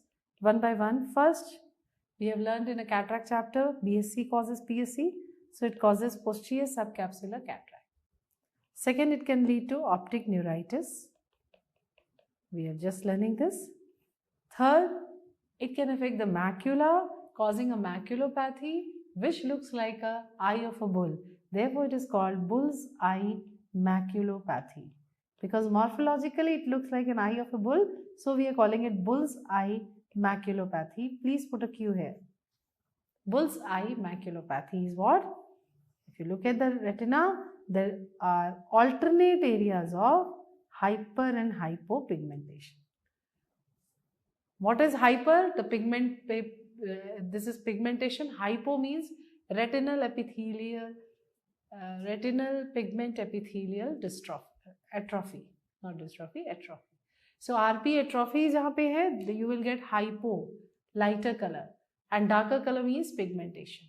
So I don't think so much detail will be asked. Just know bull's eye maculopathy looks like an eye of a bull with alternate dark and light. I'll show you the slide and then we'll talk about it in detail in retina also. Then we talk about after bull's eye maculopathy, next ocular effect is on the cornea. On the cornea, what does it cause? It causes vortex keratopathy. It can lead to vortex keratopathy. What is vortex keratopathy? Where the drug is deposited in a whirl-like manner. Whirl-like means from the single point like this. So this is the pattern in which the epithelial cell is regenerating. Okay. So it is in the whirl, same way it is deposited in the epithelium and it looks in this manner. This is whirl-like manner called vortex, or what is the other name? Cornea verticillata. We also call this condition cornea verticillata. Right? Okay. So we'll again take the details in the cornea chapter. These are the ocular effects, and even this is a Q. So we have 2 Qs for the chloroquine. Even PSC is a Q. So now we have 3 Qs on chloroquine. Now what are the other causes of bullseye maculopathy? We can also mention here hydroxychloroquine. It is also caused by hydroxychloroquine. One more, write down cone dystrophy. And one was given in your option, just know the name, is Batten-Mayo syndrome. Batten-Mayo syndrome. What is Batten-Meier syndrome? Write down, it's a cerebromacular degeneration. Cerebromacular degeneration. This is what is Batten-Meier syndrome. Just one line, please, nothing more. Okay, so that was about your toxic or nutritional neuropathy that they are going to ask you. The next talk about is disc edema, isn't it?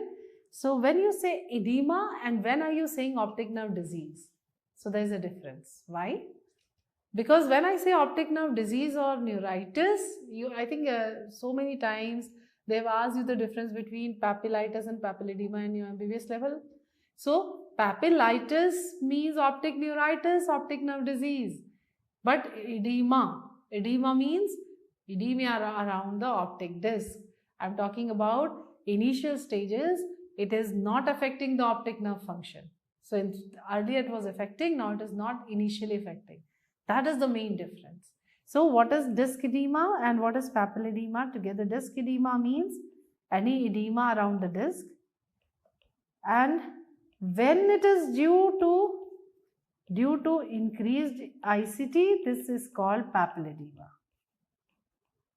Clear? Hai? Okay. So, second important thing is, that means if I talk about the clinical feature, I can compare it with the 6 fingers there. If I compare with the 6 fingers, will I get a diminution of vision? No. Visual acuity is normal here because the nerve function is not affected. I hope you're clear. I may get some transient blurring of vision. I may get a transient blurring of vision. What about your secondly pupillary reactions? Pupillary reactions are normal here again. What about color? Color is normal. Okay, brightness is also normal.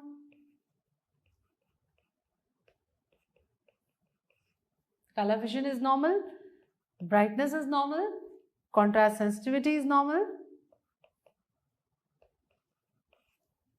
Easy to learn, that's why I just picked up this to discuss first. And then what about visual field effect? Very interesting and easy. This is your field chart. Suppose this was your blind spot. So you have edema around the disc. So on the field chart, edema around the disc means it will look like what? Enlargement of blind spot. This is a very important cue for you all. So you will answer enlargement of blind spot. And slowly, suppose this edema is now causing pressure and damaging the optic nerve. So it is now no more only edema, it is causing damage of the optic nerve. So then slowly the field effect will lead to constriction. So this is the late stage of papilledema mein padhte hain hum log, constriction of visual field. Naturally, if the nerve is damaged, there will be constriction of the visual field. Right? Okay. These are the features. Of course, I will treat the cause. Oh, wait. On examination. On examination, what do I get? So on examination, what I get? First sign of papilledema or disc edema is your exam question, and you will answer venous dilatation. And of course, I am going to get blurring of disc margin. So blurring was there also in papillitis and optic dysfunctions. Blurring is here also, but this blurring edema is so much that there is later elevation of the disc, as if the whole disc is above the surface. Okay. So once you know what is the on-examination finding, I said treat means treat the cause. If you answer this, you get a 0. Isn't it? Treat the cause, ye kaun sa answer hua? What is the cause? You have to talk about it, na? So now we are going to talk about what is this pathophysiology of disc edema. What exactly is happening? So what exactly is happening? Make the diagram. This is the orbit, this is the eyeball, this is the optic disc. We all remember lamina cribosa. So any pressure which is in front of lamina cribosa, any area, this is called prelaminar area. Do you realize prelaminar means intraocular? And any area which is behind is retrolaminar area. behind the eyeball, behind the lamina cribosa. So the story here is either any decrease in the prelaminar pressure or any increase in the pressure in the retrolaminar area. What is this retrolaminar area? It is intraorbital also, it is intracanalicular also, it is intracranial also. Therefore, increase intracranial tension or increase pressure in the orbit, everything is going to increase the retrolaminar pressure. So, either increase of retrolaminar area, pressure in the retrolaminar area, correct? Or decrease of pressure in the prelaminar. This is, so decrease of pressure prelaminar is intraocular. So decrease pressure. What is the normal pressure in the eye? 10 to 21. So anything less than 10, that is called hypotony. That means I am talking about hypotony here. Anyway, I'll talk about the causes in detail. So this causes an imbalance of the pressure. There will be more pressure in the ICT, means there can be distension of the subarachnoid space here because of increased ICT. Distension of subarachnoid space. More pressure.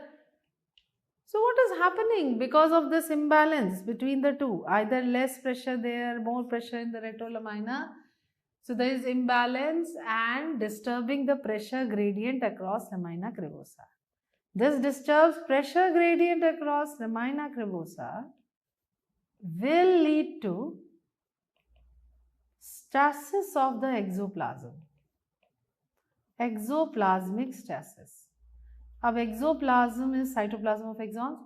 Exoplasm stasis means now there will be swelling of axons, and any swelling of axons will cause pressure on veins, and this pressure on veins will lead to dilatation of the vein and leakage. Do you now get it why the first sign is venous dilatation? Isn't it? So pressure on the vein leads to leakage. This is the whole story of pathophysiology, why there is disc edema and or there is papilledema. Simple? Okay. Then we can now elaborate on the causes also. So let's elaborate on the causes. So if I talk about the etiology, first will be intraocular cause. So when you say intraocular cause, any cause of hypotony. Hypotony, when will the pressure be less in the eye? Think yourself. Eye suddenly opens due to trauma or surgery, or aqueous is not formed enough. That happens in chronic uveitis. Usko kya bulate ho? When the aqueous is not formed enough, we call it ciliary shutdown. So chronic uveitis can lead to ciliary shutdown.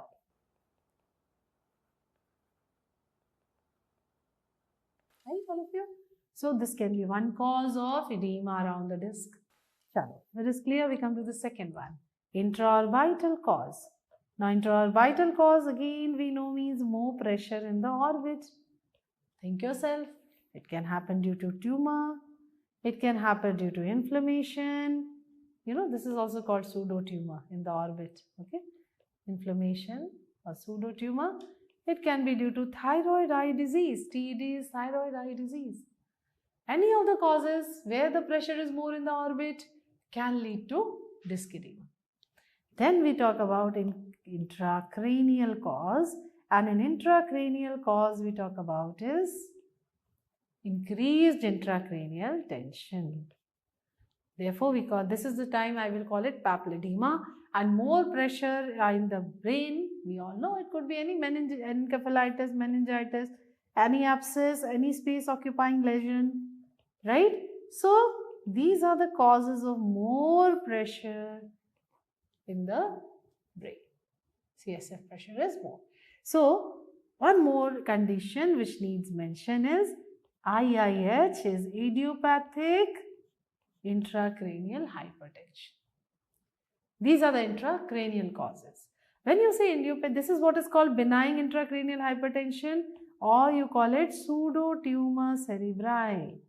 So now the pseudotumor cerebri, right? It's an important topic. So then earlier we used to call it benign intracranial, now we call it idiopathic intracranial hypertension. What is this condition? Everybody knows this? So the patient is having more pressures. When there is increased intracranial tension, we see bilateral papilledema as well and all the signs of more pressure. So whenever they increase intracranial tension, you should also remember this in papilledema, especially that it can press on the sixth nerve causing horizontal diplopia, which is a false localizing sign. So keep this in mind. So anyway, so in papilledema, you may also get a sixth nerve palsy because the sixth nerve is pressed on the petrous tip. So we can also be associated with sixth nerve palsy, leading to horizontal diplopia. Coming back to idiopathic, means what are we talking about? That the pressures are more, there is papilledema, there can be, of course, sixth nerve palsy also. Apart from what is very important, bilateral papilledema, but there are no space occupying lesions which can be seen. So जब मैंने CT किया, MRI CT and MRI brain, this is normal.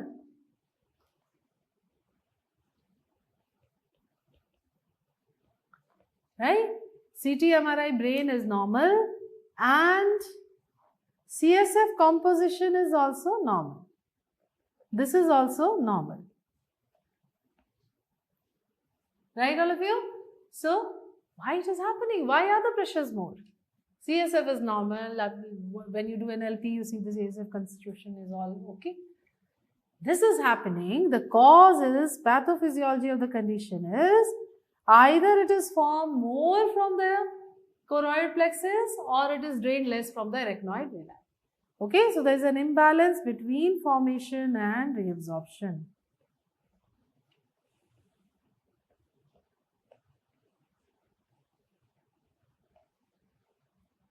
Right, all of you? Okay. So that is the pathophysiology. There is an imbalance between the formation of CSF from the choroid plexus or reabsorption from arachnoid villi. So what is the etiology? This is very, very important. What is the etiology of idiopathic intracranial hypertension? In etiology, first very important is obesity. Second, we will learn vitamin A toxicity.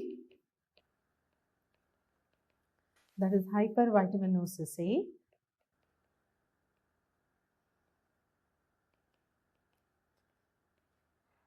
What is the third important cause after vitamin A toxicity? It can be OCTs. Okay? Tetracycline. And we can also add sleep apnea.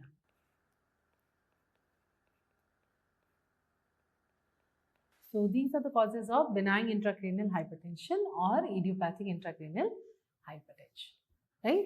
So naturally our aim will be to manage the different causes. This was about your intracranial cause. We still have one more category, that is, which is the systemic cause of more pressures or disc edema.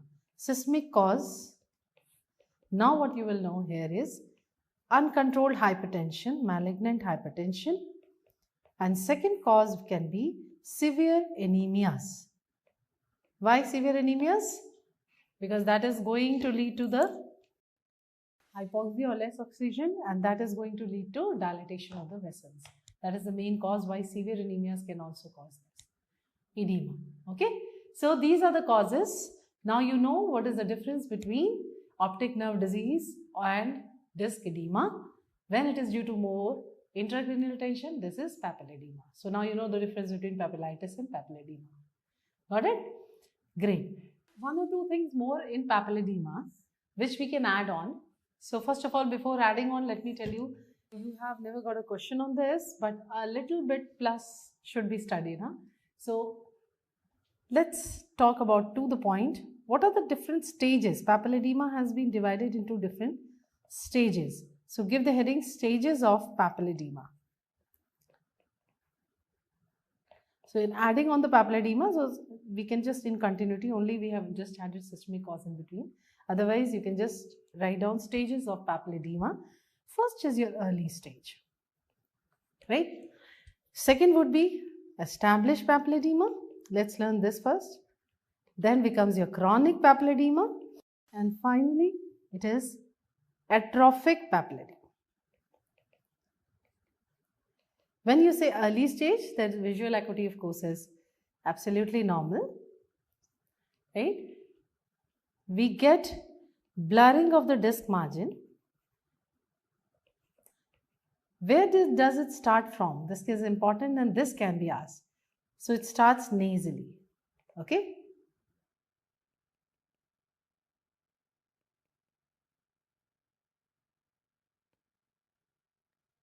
Okay, so the margin is thickest nasally, it starts the blurring starts nasally first, and then of course, so this is the initial blurring or nasal side that you can see in an early stage. At this stage, visual field is normal. Okay, visual field normal or no visual field effect can be seen. The visual field is normal, visual acuity normal, and even the visual acuity is not affected. There is only transient obscuration if I am talking about papilledema, right? Okay, so once we know this, second is established state. Okay, established means yes, this time transient obscuration of vision, transient disturbance, and please, this is not called amaurosis fugax. Don't get confused. Okay. This is just transient disturbance of vision, which can be seen. Now, naturally, the blurring has to be all around and along with even elevation of disc.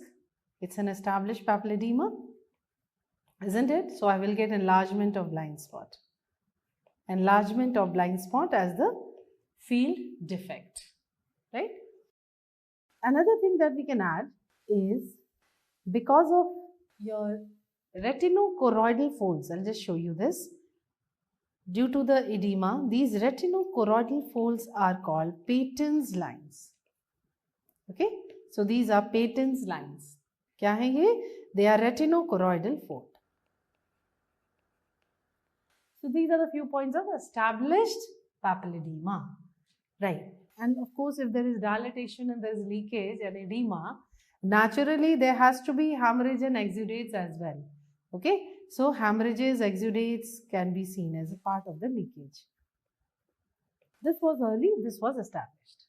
Now we come to the third one is chronic stage first. So chronic, common sense, now the damage has started occurring. So you are not going to get per se the features of edema only, but little more. So this one becomes chronic papilledema is that stage where visual acuity starts decreasing. So visual acuity now decreases, and because there is damage, what will be the visual field effect? Constriction of visual field. I told you this, of visual field, right? When I look at the fundus, what I see? Of course, I see the blurring and disc elevation. I can see here blurring with the disc elevation, and very important, these are shunt vessels which we call opticociliary shunt. So what you can see here is I'll show you this slide, ciliary shunt. We'll learn this in meningiomas also. So I'll show you that. Okay. So opticociliary shunt can be another feature. These are again the branches from short posterior ciliary artery. Right? So this is about your chronic. This, remember, in established we learned about Patton's line. Here we are learning about opticociliary shunt. What is the fourth? Fourth you will learn is atrophic. Common sense. If I say atrophy, the atrophic has started. Which atrophy? After papilledema, it is a secondary optic atrophy. Okay. Secondary optic atrophy, naturally the vision has to be markedly reduced. So these are the four stages. Then there is Frison's grading. Again, we will just know it for the sake of knowing it. What is Frison's grading of papilledema? So this is all on the ophthalmoscopic picture, the grades of papilledema that has been given. So there are 5 grades. Grade 1. Grade 1 is when there is because now common sense, initially where was the blurring? Nasally. So only a nasal halo is seen. So if only C-shaped halo is seen, this is grade 1. Okay, which is seen definitely nasally. Remember this. Then we come to the grade 2. What will happen now? This time it will become circumferential. So simple.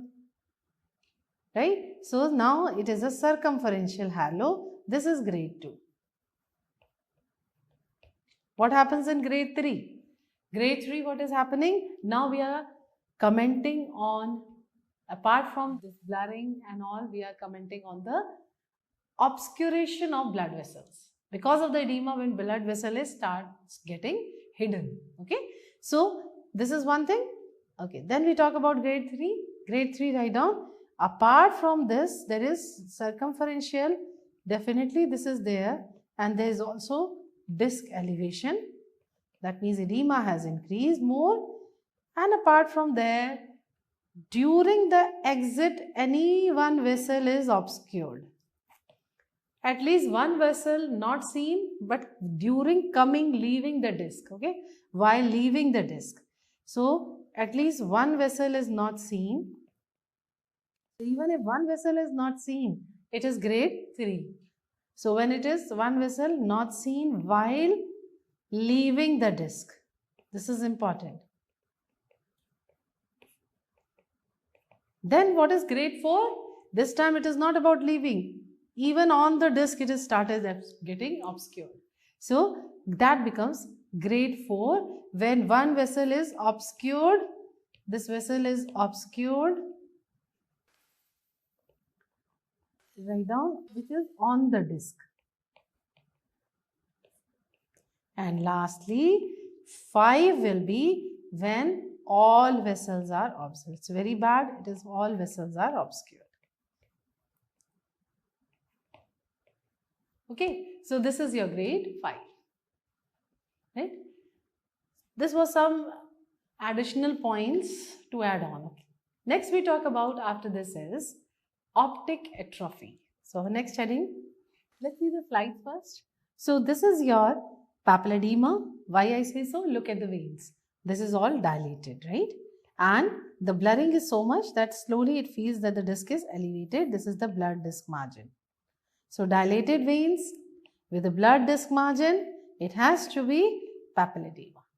Correct? Okay. So this is one thing.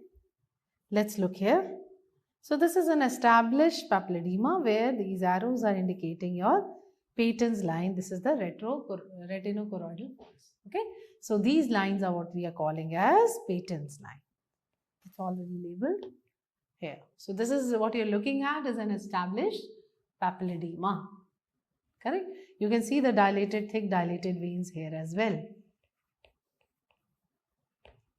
I can even see this is the hemorrhage. So these are all stages of established papilledema. And of course, treatment, we have discussed this, treat the cause. How do you investigate? So investigation, 1 or 2 points if you want to note down, you can note down that we can go for ultrasound B scan. We see the diameter of the optic nerve sheath. What is this? Optic nerve sheath diameter, which is more increased in papilledema. Just keep in mind. Okay. Of course, apart from that, I can go for MRI. To exclude any space occupying lesions and all, I can go for MRI or CT. So these are some investigations, and lumbar puncture is only done if we don't have any space occupying lesion, then you may have to go for lumbar puncture. So these are some of the investigations related to papilledema that we should know. And of course, treatment is to manage the cause. At our level, this is enough. Okay, so what was the next slide for us? Apart from this, again I can see some established papilledema with retinoids, the repetition. We can move on. Yeah, coming to this one. What is this now? These are myelinated nerve fibers. Okay, these are myelinated nerve fibers. Okay.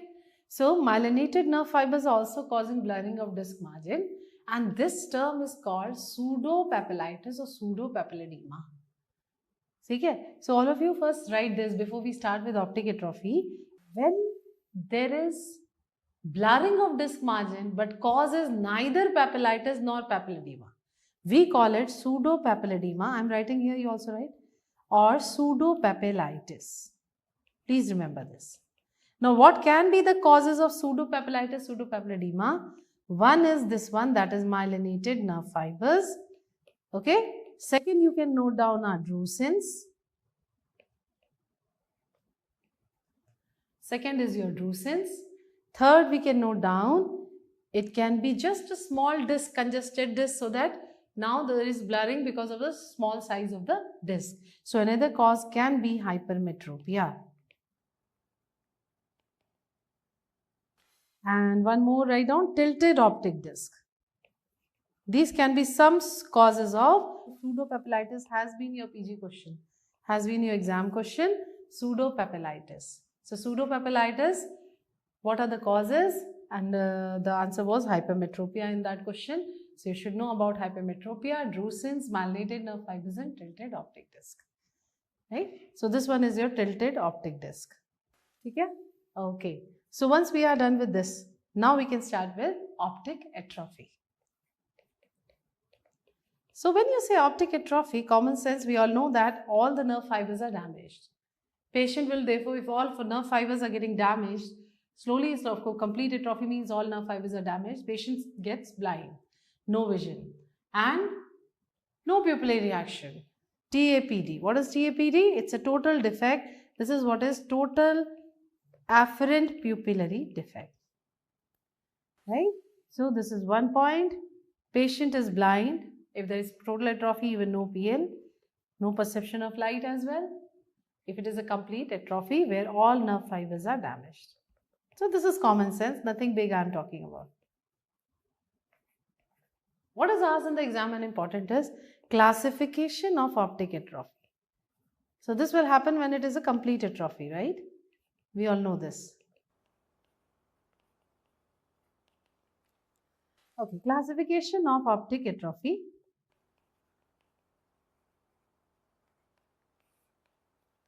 Classification, there are many ways to classify what is important and what we are supposed to learn. Please write like this, that atrophy can be primary, it can be secondary. So write down horizontally like this. It will become easier for us to learn. Then consecutive and glaucomatous. Right? So it is primary, secondary, consecutive and glaucomatous. Clear? Okay. Primary means we already know idiopathic, we do not know the cause. So here the cause is not exactly inside the eye, it is retrolamina. Behind the lamina cribosa, the causes are retrolaminar, okay, and in the brain. So any cause from the retrolaminar area, so etiology may behind the lamina cribosa till the brain, we are talking intracranial, any cause can lead to primary optic atrophy. When you say secondary, secondary means it is in the optic nerve. That means secondary to papillitis or papilledema. Easy? Any long-standing optic nerve disease or any long-standing papilledema can lead to secondary. Then we talk about consecutive. Consecutive means due to, this time the etiology is retinal disease. So do you all realize retinal disease, when we are talking about, it has to be widespread disease almost involving the whole retina, because all the nerve fibers are forming the optic nerve, isn't it? So nerve fiber layer should be widespread involved, then only it will lead to atrophy of the nerve. So always a widespread disease is going to lead to consecutive optic atrophy, and the most important name is retinitis pigmentosa. We'll write this. And glaucoma, of course, the etiology we all know is glaucoma. Correct? Okay. What they will ask you is, how do I know which is which? Just looking on the fundoscopy. On fundoscopy, primary has clear disc margin. And write like this, CW chalky white in color. CW is chalky white. So this is my way of making you all learn. Secondary, it's very easy to understand. Papilledema and papillitis have blurred disc margin. This also has a blurred disc margin. Secondary optic atrophy. And DW means dirty white in color. Consecutive, again clear disc margin, and this time we describe it as pale waxy disc. It is pale waxy disc. Glaucomatous, we all know already, read cupping 100%, nasal shifting of vessels, isn't it? Double bending of vessels and so on. All the features that we learn, laminar dot sign. So this is your glaucoma. So here the cause is glaucoma. What was the cause in the retina? Retinal disease. Most important is your retinitis pigmentosa. Second, you can note down as central retinal artery occlusion. Again, it's widespread. And third, it can be repeated sessions of pan-retinal photocoagulation, which is damaging. Okay, so these can be some causes which can actually lead to optic atrophy. Repeated PRP can also cause problems. Okay, so these can be the causes of retinal causes. Then we talk about secondary. Of course, we know this. Any cause of papillitis or papilledema. Any cause of, or you want to write it more broadly, it can be any cause of optic nerve disease, right, or optic neuritis or papilledema. So this is going to lead to secondary optic atrophy. And what is primary? Primary causes, there's like in the brain, you can talk about neurosyphilis, very important, multiple sclerosis, okay. Then of course Leber's hereditary optic neuropathy, even your toxic and nutritional, these are all considered primary. Traumatic, especially traumatic avulsion of optic disc. Okay, these are all primary causes of primary optic atrophy. Okay, so once we know this, these are the causes. Let's have a look at the slides. Okay, this one, what are you looking out here?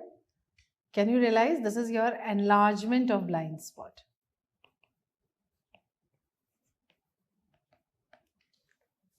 We talked in detail about the Humphrey chart reading, right? In the glaucoma chapter. Again, this is the same enlargement of blind spot.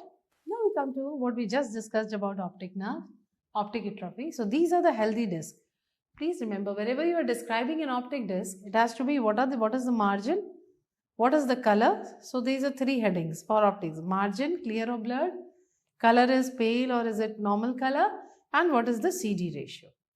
These are the three things how we describe a disc. So here it is a clear disc margin, normal color, and normal CD ratio, which is less than equal to 0.3. So see, it is a small pale, this is the cup of the disc.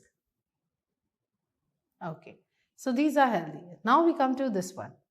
It is again clear disc margin, but this time it is chalky white in color. So this is what is CW, chalky white. This is primary optic atrophy, right? This one, can you see the blurring of disc margin? And this is what we call as dirty white.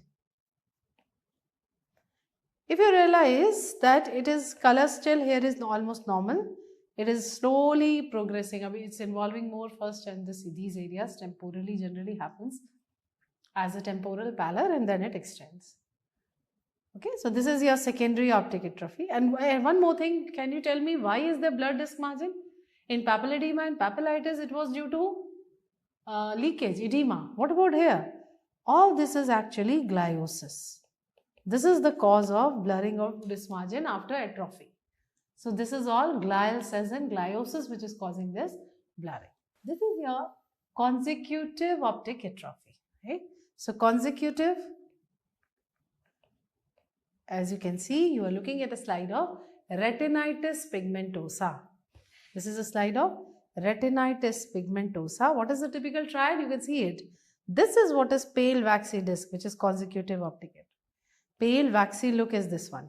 Please don't get confused with this one. This is not blurring. It is considered a clear disc margin. Asked to me many times, so let me tell you this. So this is your pale waxy disc. Then this is attenuation of arteries. This is the second, arterial attenuation. This becomes your second main feature of the triad. And third, can you look here?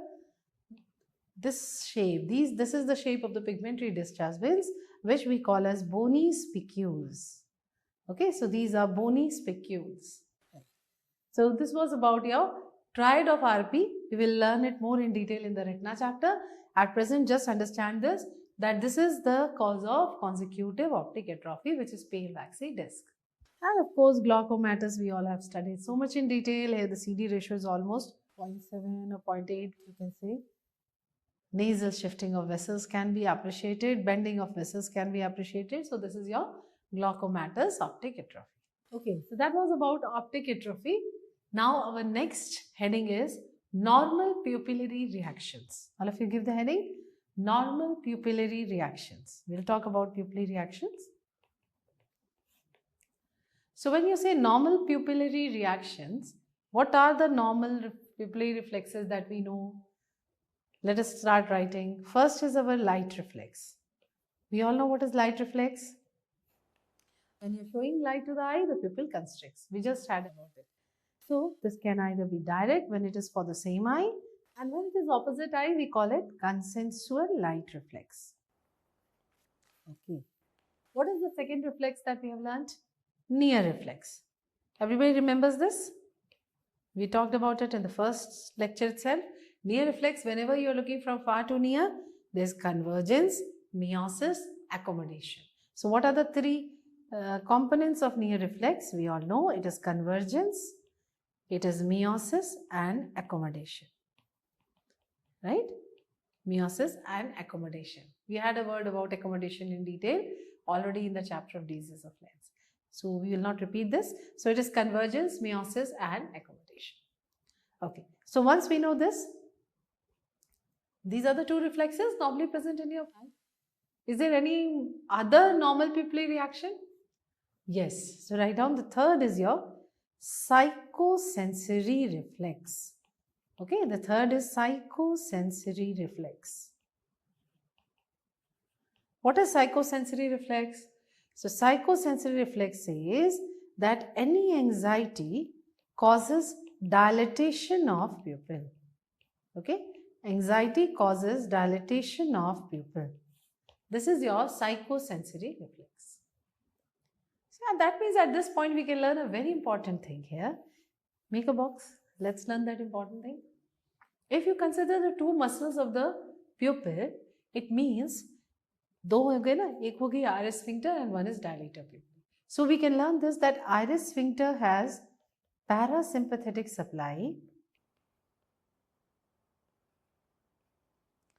and dilator pupillae sympathetic supply. Isn't it? Dilator pupillae has sympathetic. That's why anxiety is causing dilatation of the pupil. So dilator pupillae has sympathetic supply. Done? Okay. So these are the normal pupillary reactions. Now it's time to understand the pathways. Very, very important part. So if you talk about pathway, let's have a look. We'll write it together. Just let's see first. What do you see here? The light that is shown, the impulse from the retina is traveling, the red arrows if you look here, through the optic nerve, crossing the chiasma, and then it is reaching from both sides where? This. What is this? This is it reaches the pretectal nucleus. Isn't it? And this pretectal nucleus, if you pay attention here and understand, is innervating both Edinger-Westphal. So every pretectal is actually innervating both Edinger-Westphal nucleus. From there, through the third nerve goes the efferent. Can we see that? What is this? This is the ciliary ganglion behind the eyeball. Is the ciliary ganglion. Okay. So let's write it and understand first. Very simple. We will again simplify and write it in my way. So initially, of course, the light reflex is following your visual pathway. So we are going to make the visual pathway. This is your left retina and this is your right retina. Okay, so whenever we describe left ka left, right ka right, this is the way to describe because the patient is beside you. Now we will talk about like this: nasal temporal, nasal temporal. Nasal fibers decussate, we all know that. Temporal does not decussate. Correct? So what do you see here? That I'm not making down because we are talking about pupillary light reflex pathway. We are learning light reflex pathway. Okay. So the light reflex is traveling from optic nerve. This is the nerve. It goes to chiasma. It goes to tract. What happens next? It is going to finally come to this nucleus, which is pretectal nucleus. Right? So this pretectal nucleus will later innervate both Edinger-Westphal nucleus. Why are we so much stressing that every pretectal is innervating both Edinger-Westphal nucleus? Because this is explaining you the consensual light reflex. यही reason है that when you show light in one eye, why both the pupil are constricting? Because from every pretectal it is going to both only. So both Edinger-Westphal nucleus. And this is your afferent pathway. This is what is afferent pathway. Optic nerve, chiasma, tract, pretectal, Edinger-Westphal. And this is the reason any problem in the optic nerve or neuritis is called afferent pupillary defect, because optic nerve is a part of afferent pathway. I think now it's clear to everyone. Now when we talk about the efferent pathway, it starts from the third nerve. Now from third nerve it goes to inferior division of third nerve. So third nerve has two divisions. Superior, which supplies the superior rectus and LPS, inferior supplies the rest. So it goes to inferior division of third nerve. We will write this in further chapter. From the inferior division it goes to nerve to inferior oblique. This has been your question. Make a Q there. From the nerve to inferior oblique, now it goes to ciliary ganglion. You just saw the ciliary ganglion behind the eyeball. And from there, short ciliary nerves. This is what is going to innervate the iris sphincter. Finally, to the iris sphincter. Right? So this is the efferent pathway. Third nerve, it's inferior division, nerve to inferior oblique, ciliary ganglion, short ciliary nerves, and finally iris sphincter. This should be absolutely very, very clear to you about light reflex pathway. Easy? Now, coming to another thing, what about near reflex? Near reflex, again understand here, the impulse starts from the visual cortex. When you are looking from far to near, the information from the visual cortex will be going to in the superior colliculus, that is the accommodation center.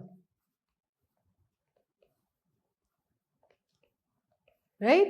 Now superior colliculus say, now it is going to the, from here to the third nerve, and the third nerve is doing all the job. Kya kar raha hai third nerve? Through the medial rectus, it causes convergence. Right? When the efferent passes from here to the ciliary ganglion and short ciliary nerves, iris sphincter will cause meiosis. Right? And of course, it goes to the ciliary muscles leading to accommodation. It's not difficult now if you write it.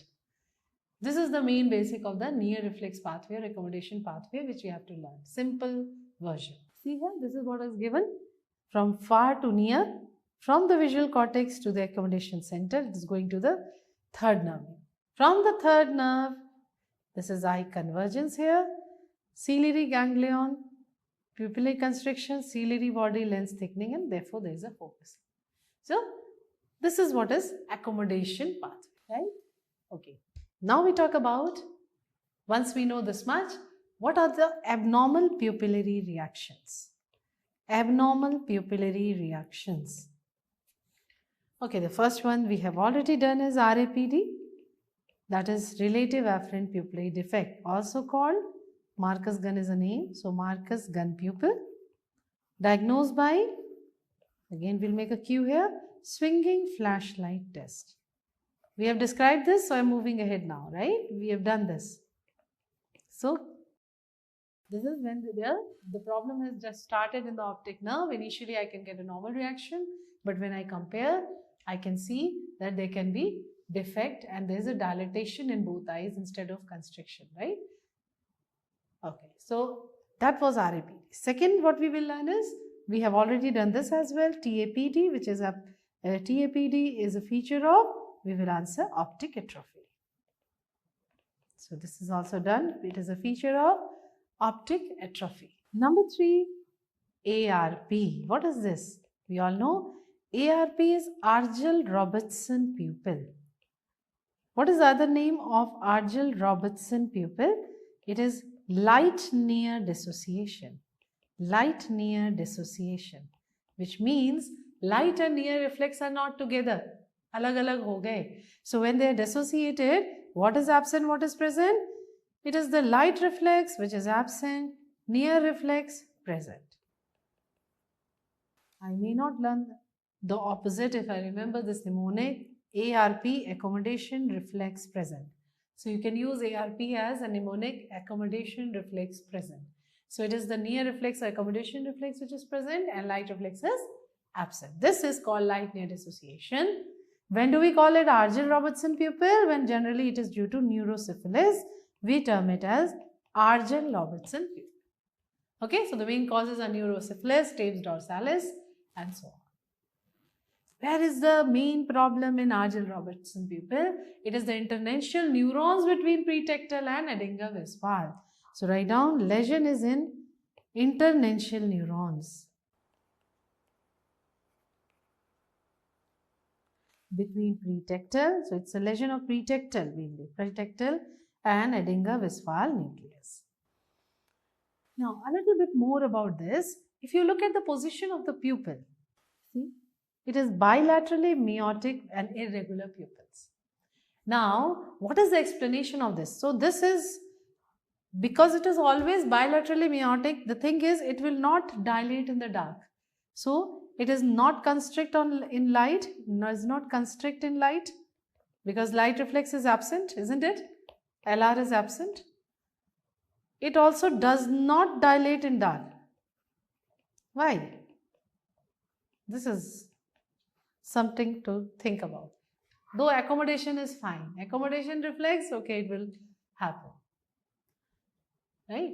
It will briskly, the pupils will react to accommodation. Okay. So, why is the position of the pupil constricted? It is, the explanation here is that normally when this lesion is happening, it is damaging the inhibitory fibers which are actually adrenergic in nature, which causes dilatation. So it damages the inhibitory fibers to Edinger-Westphal nucleus. So this is little above our level. If you want to note down, you can, otherwise it has not been asked. Okay.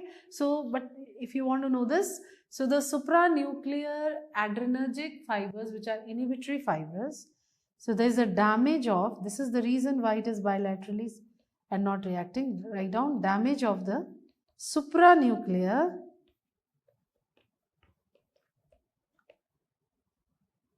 inhibitory fibers. These are general adrenergic we are talking about. Okay. So when this stimulation is not there, so what is the situation? If I want to simplify your life, let's answer like this. Why it is always meiotic and constricted? You can say because of the continuous parasympathetic. It's a continuous parasympathetic stimulation. It is a situation of continuous parasympathetic stimulation. Just remember like this. Okay, because of the damage of these inhibitory fibers. Right, so this was your ARP. Next, we come to the fourth abnormal pupillary reaction is Addy's pupil. Okay, before that, what is pseudo-ARP? Let me talk about this also. ARP was bilaterally meiotic pupil. Now, if you have a light near dissociation, okay, but this time the pupil is not meiotic and it is mainly dilated. If you get a dilated fixed pupil, this is called pseudo-ARP. Just remember this, pseudo-Argyll-Robertson pupil. It is a feature of Perinod syndrome. Dorsal midbrain syndrome is called Perinod syndrome or dorsal midbrain syndrome. We'll just talk about it in the vertical gaze palsy. As of now, just write this much. Now we can talk about Addy's pupil. So number 4, Addy's pupil. Addy's pupil is also called tonic pupil. It is also called tonic pupil. Tonic means stubborn. So what happens? Why are we calling it tonic? Because its movement is very difficult to happen. When I am showing light to the patient eye, the pupil is just, iris is slowly moving, will a vermiform movement, stops in between. So stops in between means what is the position of the pupil? It is mid-dilated. And then it takes a lot of time to constrict, to come back to the normal. Once it has finally constricted, it will take time to come back to its normal size. So that is why it is tonic. Got it? Yeah, let's start writing. So this is mainly a disease of middle-aged women. More common in middle-aged females. So it is a unilateral condition and therefore the patient will observe anisocoria. Coria is pupil, aniso means in unequal pupil. It's not equal. So, when there is difference in the pupil size of around 0.4 to 0.5 mm, we call it anisocoria. So, anyway, so if you want to know difference of pupil size of 0.4 to 0.5 mm. Right? So this is the patient is complaining of this, and because of the mid-dilated pupil, what is happening? She's having photophobia. So these are the two main problems which the patient will complain of: anisocoria and photophobia. Okay.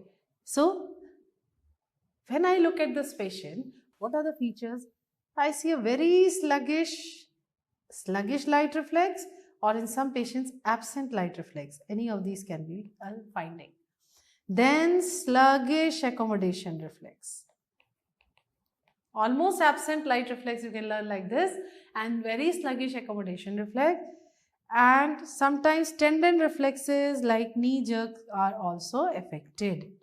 This also becomes sluggish. This is also sluggish. So if this is sluggish, the knee jerk is affected. This is what is called Holmes-Addy pupil. Now we call it Holmes-Addy pupil. And what do you see? We see vermiform. Next feature, when you're showing light, we see vermiform movement of iris. So why it is happening? Part of the iris may be atrophied. So you are getting a vermiform movement of the iris. Why it happens? Where is the lesion? So write down, lesion is in the efferent pathway, in the ciliary ganglion. You remember the efferent pathway? Or short ciliary nerves. Ciliary ganglion or short ciliary nerves. Okay? Let us mark this on our pathway so that we never forget. What is the takeaway when we talk about Argyll-Robertson pupil? Argyll-Robertson pupil, the lesion is where? Pretectal, and between pretectal and incurve span, mainly pretectal. So this is going to lead to ARP. And what is going to lead to your Addy's pupil is lesion of the efferent pathway. Short ciliary, this will lead to Addy's pupil. Okay, so this will help. Let's see the slides. Okay, so if you look here, this is the normal pupil size here. Compare it with both the eyes. And in this case, you see this is your mid-dilated. I want you all to put a Q and write this. Make a Q and write this on a copy where you have written everything. Write down that this is asked in the exam. What is the position of pupil in Holmes-Addy? We answer mid-dilated pupil. Please put a Q there. Mid-dilated pupil. Look at this one. So what you see here is when you are showing light to the eye, this is the right eye of the patient, this is the left eye. When I am showing the light to the right, to this left eye, the pupil is maybe very sluggish light reflex, but almost not reacting in this case. But when I am showing anything near stimulus, see the pupil constriction is there. Okay? But it is tonic. How I know? When I remove the finger, the pupil in this side is still in the same constricted position.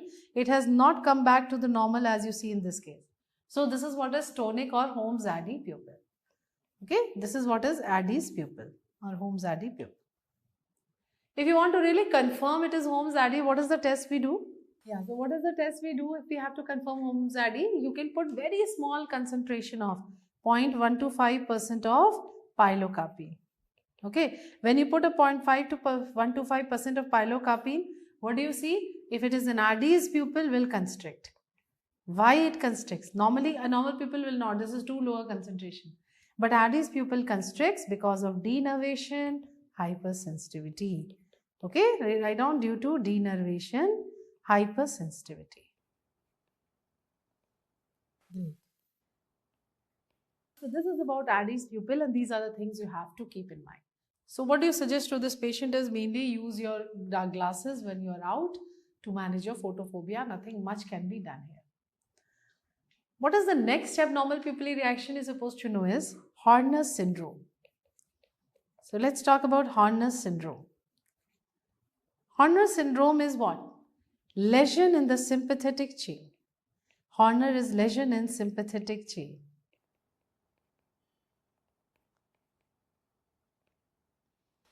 What are the features of Horner's? Clinical features. First we will note down is meiosis. Why do you get meiosis? Sympathetic chain lesion. Sympathetic is supplying dilator pupillae. So naturally there has to be uninhibited action of iris sphincter. So because of uninhibited action of iris sphincter. Right? Okay. So this is the reason for meiosis. What is the second feature? Second feature is ptosis. What is ptosis, all of you? We all know it is drooping of the lid. So what is the normal position of your upper lid? Just 2 mm below the upper limbus, whereas lower lid just touches the limbus. So this is the normal position of your lid. This is also a very important Viva question anyway. You must all have faced it in your MBBS level as well. So once you know the normal position, it should be very clear to you that when it is below its position, we call it ptosis. And if it is above, I am talking about the upper lid. And when it is above its position, we call it lid retraction. Don't call it proptosis, very commonly answered. No, then it is called lid retraction. Okay? Okay, so ptosis. So what are the muscles which elevate your lid? So the retractors are LPS, but LPS is supplied by third nerve. Why am I getting a ptosis in Horner's? Horner's is a sympathetic collagen. So because there is another muscle contributing to your lid elevation, and that is Muller's muscle. Okay, so there are two muscles, LPS, which is supplied by third nerve, and second is Muller's. Muller's is supplied by sympathetic. What is the other name of Muller's? It is called superior tarsal muscle. This is what is superior tarsal muscle. So Muller's or superior tarsal muscle, it elevates only 2 mm. The duty of Muller's is you have to just elevate 2 mm of the lid. Baki kaam Everest LPS is going to do, take care of. So the ptosis here is always, as a rule, a mild ptosis because it is due to Muller's, I meant. Okay, because it is due to Muller's muscle. What is the next feature? Enophthalmos. Why will the eye go inside in a sympathetic lesion? Why am I getting an enophthalmos? I'm not. It is just an apparent enophthalmos. So why it is happening? देखने में क्यों लग रहा है? Why it is apparent enophthalmos? Just looking at it seems the eye has gone inside. Actually, it has not gone inside. So it's an apparent enophthalmos, and it's very interesting why it happens. See, when the Muller's is gone, the muscle is both on the upper and lower lid. So the lower lid retractor is also affected in the upper lid, which is supplied by sympathetic. What happens because of that? Upper lid rests down, ptosis. There is also an entity called ptosis of the lower lid where it rests at the higher level. So now you know a new thing, that ptosis is not only for the upper lid but also for the lower lid. But please, whenever in general I am calling ptosis, I am talking about upper lid. But here the explanation is, now the upper lid goes down, lower lid rests up. So it seems eye is inside. That is why you get an apparent enophthalmos and Horner's. Okay? Okay. Next क्या है? बताओ. Next is your anhidrosis. So what happens when the lesion, especially before the superior cervical ganglion, the pseudomotor fibers traveling along the external carotid artery, okay, are along with the sympathetic chain traveling. So any lesion there can damage these fibers leading to anhidrosis. So what is the message here? Anhidrosis is not seen in postganglionic lesions, but yes, it can be seen in other lesions. So loss of sweating. We'll be making this pathway and all, just keep listening. And then number 5 is loss of ciliospinal reflex. Now what is ciliospinal reflex? Right? What is ciliospinal reflex, guys? Where that pinching on the nape or one side of the body, the face, upper trunk, you're getting any trauma, that causes dilatation of the pupil. Or just remember, pinching at the back of the neck causes dilatation of pupil, is called ciliospinal reflex. So this is loss of ciliospinal reflex. Correct? Okay. So once we know this, question number 1. Horner's is best described by which two features? If they ask you, your answer will be ptosis and meiosis. Okay? So Horner's is best described by as ptosis and meiosis. Make a Q here. Second question. Horners is congenital or acquired? Batao. Both. So it is both congenital and acquired. How do you differentiate? Presence of heterochromia iridis, then it is congenital Horners. Okay, when there is presence of heterochromia iridis, means difference of iris color between two eyes. So any heterochromia iridis means it is congenital Horners. Interesting? Okay. So once we know this much, now we will talk about the pathway sympathetic and what are the things we have to know. If we start with the sympathetic chain starts from hypothalamus, correct? Draw with me. If this is the hypothalamus, the next, when it is traveling down the brain, pons, medulla, midbrain, right? So midbrain, pons and medulla ke baad, where does it come? It is going to come to ciliospinal center of Burge. Ciliospinal center of Burge is present at which level? C8, T1, T2, right? So at this level, from here what will happen? Now the fibers are going to cross the apex of the lung. Now this is important. Why? Because any Pancoast tumor can be a cause of Horners. You have to keep in mind.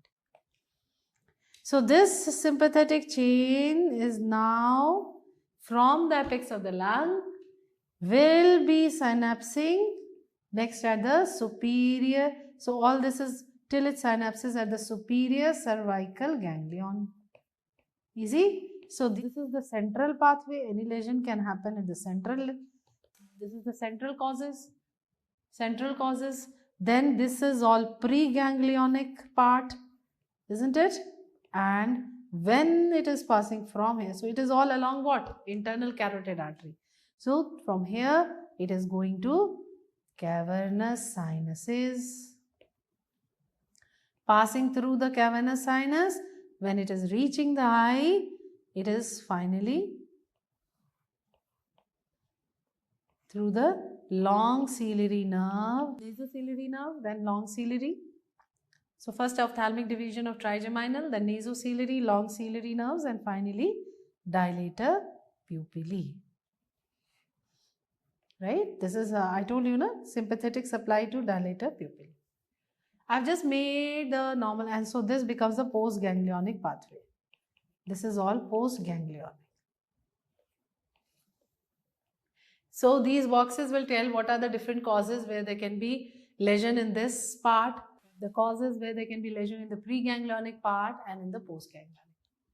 And so let's see the slide now once you have drawn this. So this is the end part that you have drawn, is very nicely elaborated, and you should know this also, that how, if this is the ciliary ganglion, there is a synapse of only parasympathetic fibers. You all must have learned this. This is synapsing at the ciliary ganglion, then short ciliary nerve supplying the iris sphincter.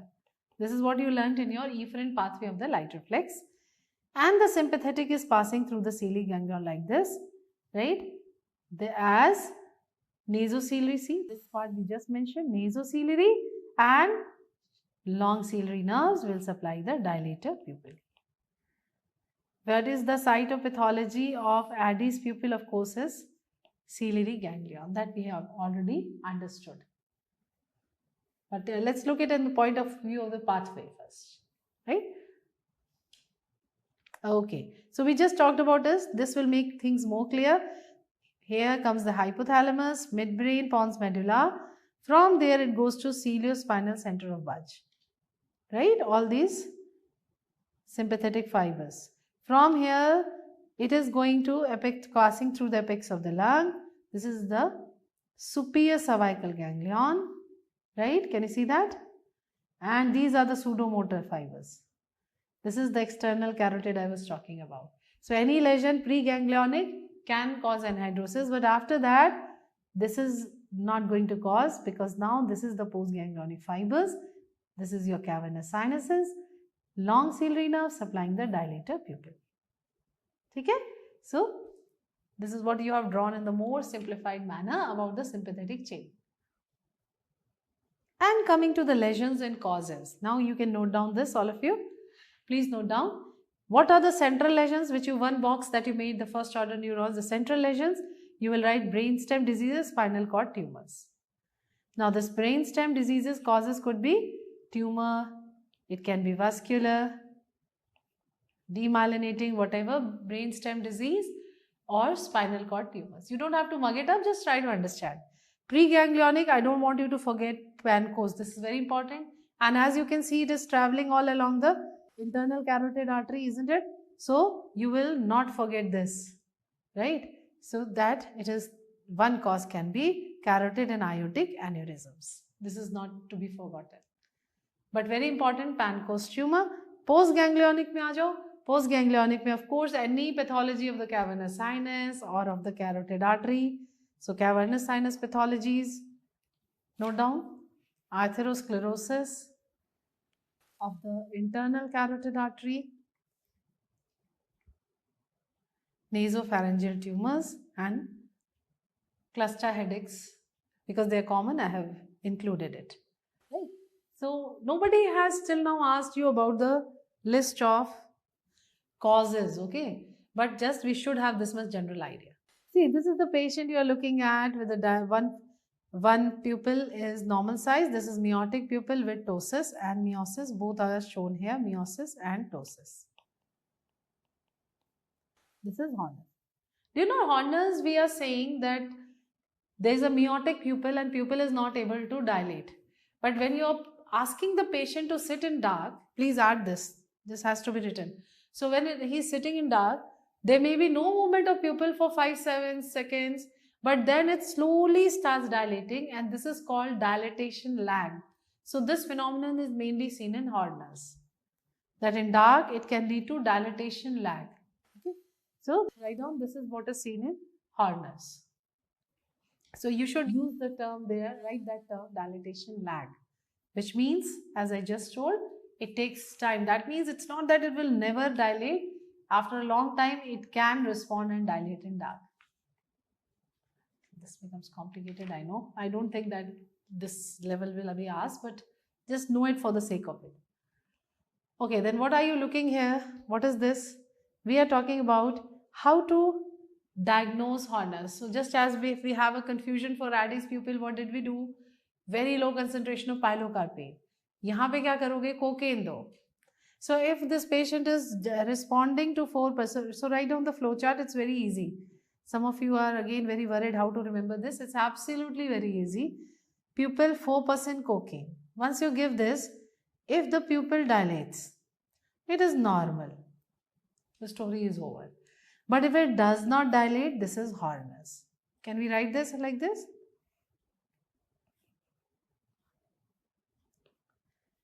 Okay, so if it does not dilate, it is Horner's. Why?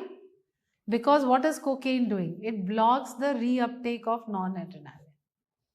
Okay, so this is absent in Horner's, hence it dilates only normal pupils. So it is blocking the reuptake of non-adrenaline. This is what cocaine is doing, blocking the reuptake of non-adrenaline.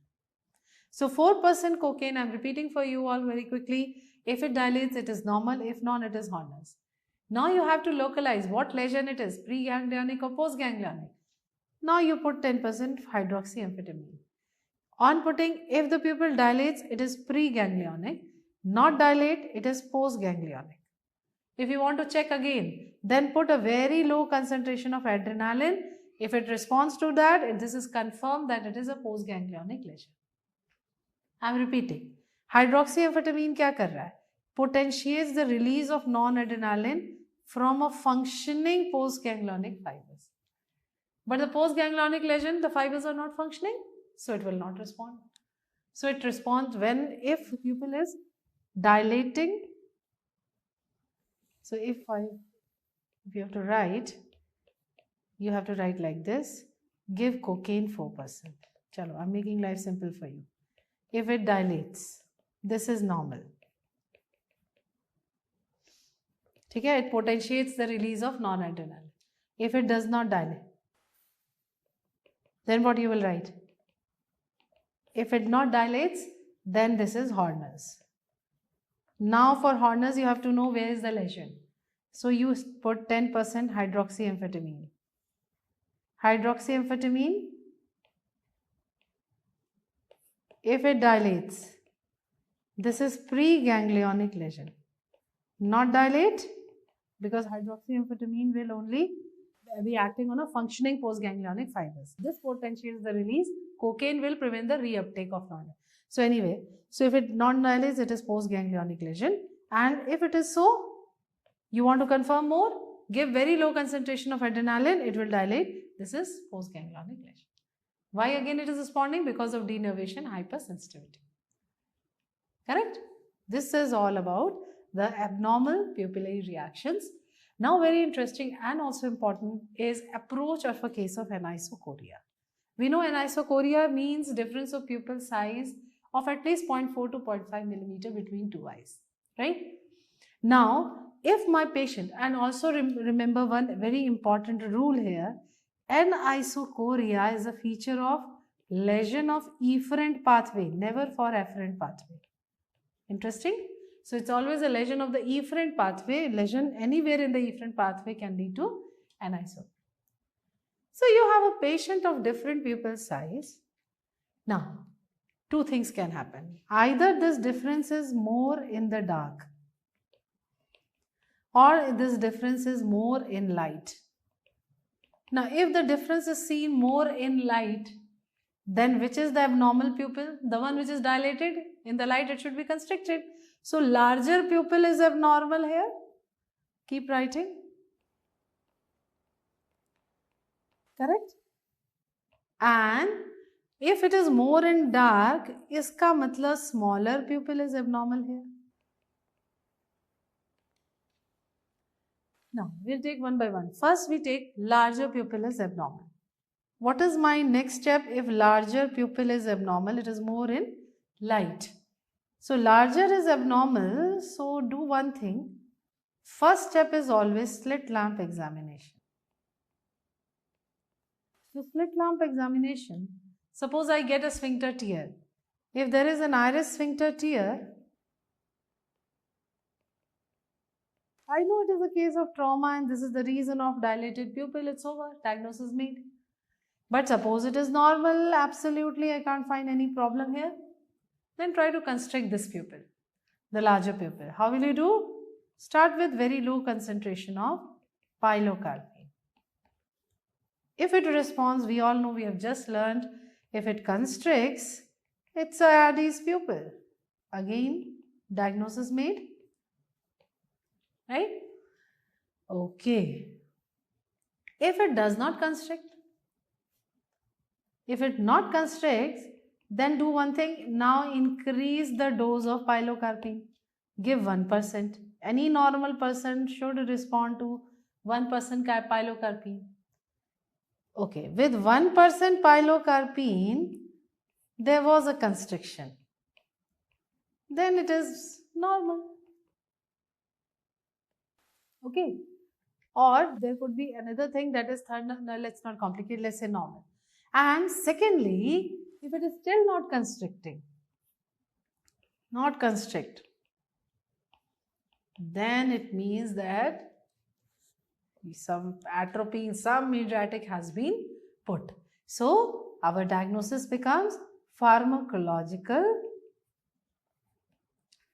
mydriasis. Right? So, just keep this in mind. Interesting? Okay, this has been asked somewhere in the exam. In some or the other way, you have to be very clear. Now, let us take the other type. That was more in dark. It was more in dark means which pupil was abnormal? That means smaller pupil is abnormal. Okay, so smaller pupil, how to evaluate this smaller pupil? Again, you will first do a slit lamp examination. On slit lamp examination, it always starts with slit lamp examination. You see posterior synechia is present. That could be one cause of smaller pupil. Okay, then we know the diagnosis is uveitis. It is solved. But okay, everything is normal. So now what you will do? You want to dilate. So you will dilate with cocaine, 4%. Rest the story I have already told you. When you dilate with cocaine, what will happen? Do it with 10% cocaine or 4% or somewhere it is written 10%, whatever it is. Let's stop about percentage. Let's say cocaine. So if it is just a dilatation, it dilates, it is normal. ठीक है, चलो अब ठीक है. अब नहीं डाले or there is a dilatation lag. Instead of saying not dilate at all, what should we say? Dilatation lag, then it is Horner's. Correct? Now if you want to differentiate, what will you do? You'll put hydroxyamphetamine. Hydroxyamphetamine, I think now everybody has learned nicely with me. If you're putting this 10% hydroxyamphetamine, it dilates. Then it is a preganglionic lesion. And if it does not dilate, then this is a postganglionic lesion. Right, all of you? Acha, tell me that here to the cause was posterior sinus kya? If everything is normal, it is dilated normally, then why I am getting a constricted pupil? Because sometimes it can be just a physiological meiosis. Okay, so normal mein, this could be just a case of physiological meiosis. Done? So this is the approach that we all have to learn. Right. Now let's discuss the lesions of visual pathway. So I'll just take a fresh page. Left side we will make the pathway and right side we are going to write the lesions. So let's make the pathway together. If this is the left retina, this is your right retina. Okay, we equally divide it into, I told you, when we are learning the pathway, left ka left, right ka right? So this is left, this is right. This is the nasal, temporal, nasal, temporal. We divide the retina into nasal, temporal. Nasal fibers we have learnt is we decussate and temporal will not decussate. Let me just put this point again here. You are going to understand everything if you remember this, that the visual field coordinates are opposite to the retinal coordinates. If you have to be very clear that if this is my right eye, the temporal part of this eye is giving vision there. So the projection of retina is always crossed. Because the projection of retina is crossed here. So nasal part is giving vision there. This eye nasal part again will give vision. This eye temporal will give vision. So please remember why is that it is opposite to anatomy. The projection, you can note down, the projection of retina is always crossed. That is why you always get opposite the field effects. Okay, so once you know this, and you should be very clear, we are talking about the pathway. So this is the nerve, chiasma and the tract. This becomes your lateral geniculate body. Then the optic radiations, everybody knows, some fibers are traveling through parietal, some through temporal lobe. So some are temporal, some parietal. And finally, where it terminates is visual cortex. So this is your optic nerve, this is optic chiasma, optic tract, lateral geniculate body, optic radiations and visual cortex. Okay? Now one by one, let us understand what happens if the lesion is at number 1. This is one-sided whole optic nerve is gone. Common sense, any lesion at number 1 means that side no vision. Total lesion, so total blindness. So ipsilateral blindness. Clear? Okay, we come to number 2. What happens if the lesion is exactly at the decussation of the nasal fibers? So if nasal fibers are gone, what field effect? Temporal. We just learnt. So number 2 will lead to, let's make the field effects here. This is the left eye field, this is the right eye field. Both eye temporal. The shaded part is the one which is gone, okay? Many of you ask me this also. So the shaded part is the one which is gone. So this becomes bitemporal hemianopia. Bitemporal hemianopia. Hemianopia means half of the field is there, half is not. What happens in a tract lesion? This is number 3. Have a look. Left eye temporal is gone, right eye nasal is gone. Isn't it? So when left eye temporal, right eye nasal is gone. When temporal is gone, what is the field effect? nasal. So left-sided temporal is gone means nasal field is gone. Right side temporal field is gone. Because all the field effects are on the same side, this is what is, which side is it? The shaded part, as you see, is towards your right side. Do you realize something? We are talking about examples of left-sided lesion. So a left optic tract lesion leads to right homonymous hemianopia. Why do you call it homonymous? Because of both the eyes, the defect is on the same direction, right? So this becomes right homonymous hemianopia. Can we remember this? Left-sided lesion means right homonymous hemianopia. Correct. Now we talk about next, that is number 4. Number 4 lesion is again radiation lesion. If we take a posterior radiation lesion, then this is going to lead to, why is it posterior? Because we will be learning separately about temporal and parietal lobe lesions. So anyway, the optic radiation lesion, you realize the pattern is same now. There is no further decussation. It's same, one eye nasal, one eye temporal.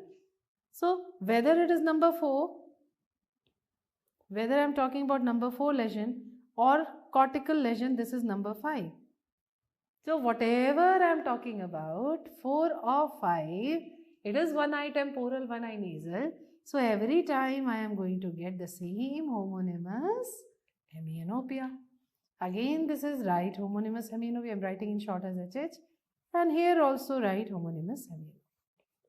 Is there any difference between tract, radiation and cortical lesions? Yes. Congruity. So let us learn the next important term here, that tract lesion number 3, you will see that it may not be symmetrical. Let's draw a little asymmetrical lesion here instead of drawing it symmetrical. So suppose maybe this much is gone, right? Some is part is, it's an asymmetrical damage because the lesion is not in continuity. So you have to understand this, that this is what is incongruous, not in continuity, not symmetrical. Okay, so incongruous is what? Asymmetrical. All the lesions anterior to the optic radiations, so I am talking about the posterior part of the optic radiation, all lesions anterior to that are incongruous. Why? Because the nerve fibers are widespread depending upon the site of the lesion, the type of the damage. Okay, so we will say this is also incongruous homonymous hemianopia. So this is what the difference is. It is incongruous. And whereas if I talk about optic radiation lesion, if it is anteriorly, when I talk about parietal lobe, then it can be incongruous. But as I go to the posterior parietal lobe, it becomes congruous. So can we learn at this point that it can be both incongruous or congruous? But cortical lesions are always congruous, homonymous. Again, what is congruous? I am explaining. It is symmetrical and the lesion is in continuity, so the field effect is symmetrical and same in both the eyes. So why it is so that the visual cortical lesions are always congruous? Because in a very small area, all the nerve fibers are terminating. Any lesion there has to be continuous. But when the fibers are widespread, some coming from temporal, parietal, so in that case, the symmetry and continuity is not there, so it is incongruous. Okay? So I want you all to know this. If I draw a line, suppose here, I will be drawing a line, something like, okay, this is a little difficult to, we'll draw it here. So what you will learn, if these are the two retina and we talked about pathway here, suppose this is the radiation I'm showing and this is the cortex. So I made it even more simple here, right? So what you have to understand and learn with me, that anterior to this line everything is incongruous, and then posterior part of the optic radiation and the visual cortex, so posterior optic radiation and the visual cortex, this part will become congruous. This will, any lesion there will lead to congruous homonymous hemianopia. Okay? Okay. So once you know this, this is just the first level that we had to talk about. Okay, let's see the slide now. If you look at this one, of course, it is the same depicting you that this is the right retina, this is the left retina. This becomes the optic nerve. The nasal fibers are decussating, so this is your optic chiasma, right? This becomes a tract, one eye nasal, one eye temporal, and this is the lateral geniculate body. These are the radiation, one from the parietal, this is from the temporal lobe, and this becomes your visual cortex. Now, what is more that I want you to look at it is the color coding. So this is what you have to understand, that if you look here, the purple part is the part, means nasal of the left will give the vision where? Here, crossed. Temporal of the right is going to give the vision in this field, whereas temporal of the left will give the vision here, nasal of the right will give the vision here. So always please remember this, that the projection of retina is crossed. Okay? It's in a W shape, you can learn. Okay, once these basics are clear, we talked about, okay, this again, you should have this mental visualization. If this is the eye, this becomes your nerve, goes to the chiasma here in the brain. This is your tract, then the lateral geniculate body, optic radiations, which will lend to visual cortex. Okay, just have this picture in mind. Now, once you know this, did you realize something? Look at the field effects. 3, 4 and 5 are all homonymous hemianopia. What about number 2? One is on the left side, one is on the right side. Therefore, this is what is called heteronymous. So, do you all agree with me that the only lesions that are heteronymous are chiasmal lesions? Let's write it in the box. That the only lesions that are heteronymous are chiasmal lesions. Done? Okay. And chiasma can be affected in, do you remember the anatomy? Can be affected in chiasma, just below the chiasma is your pituitary adenoma, so it can be affected in, so because this has also been exam question, we will note it down. Chiasma can be affected in pituitary adenomas, right? What else we will write? Craniopharyngiomas,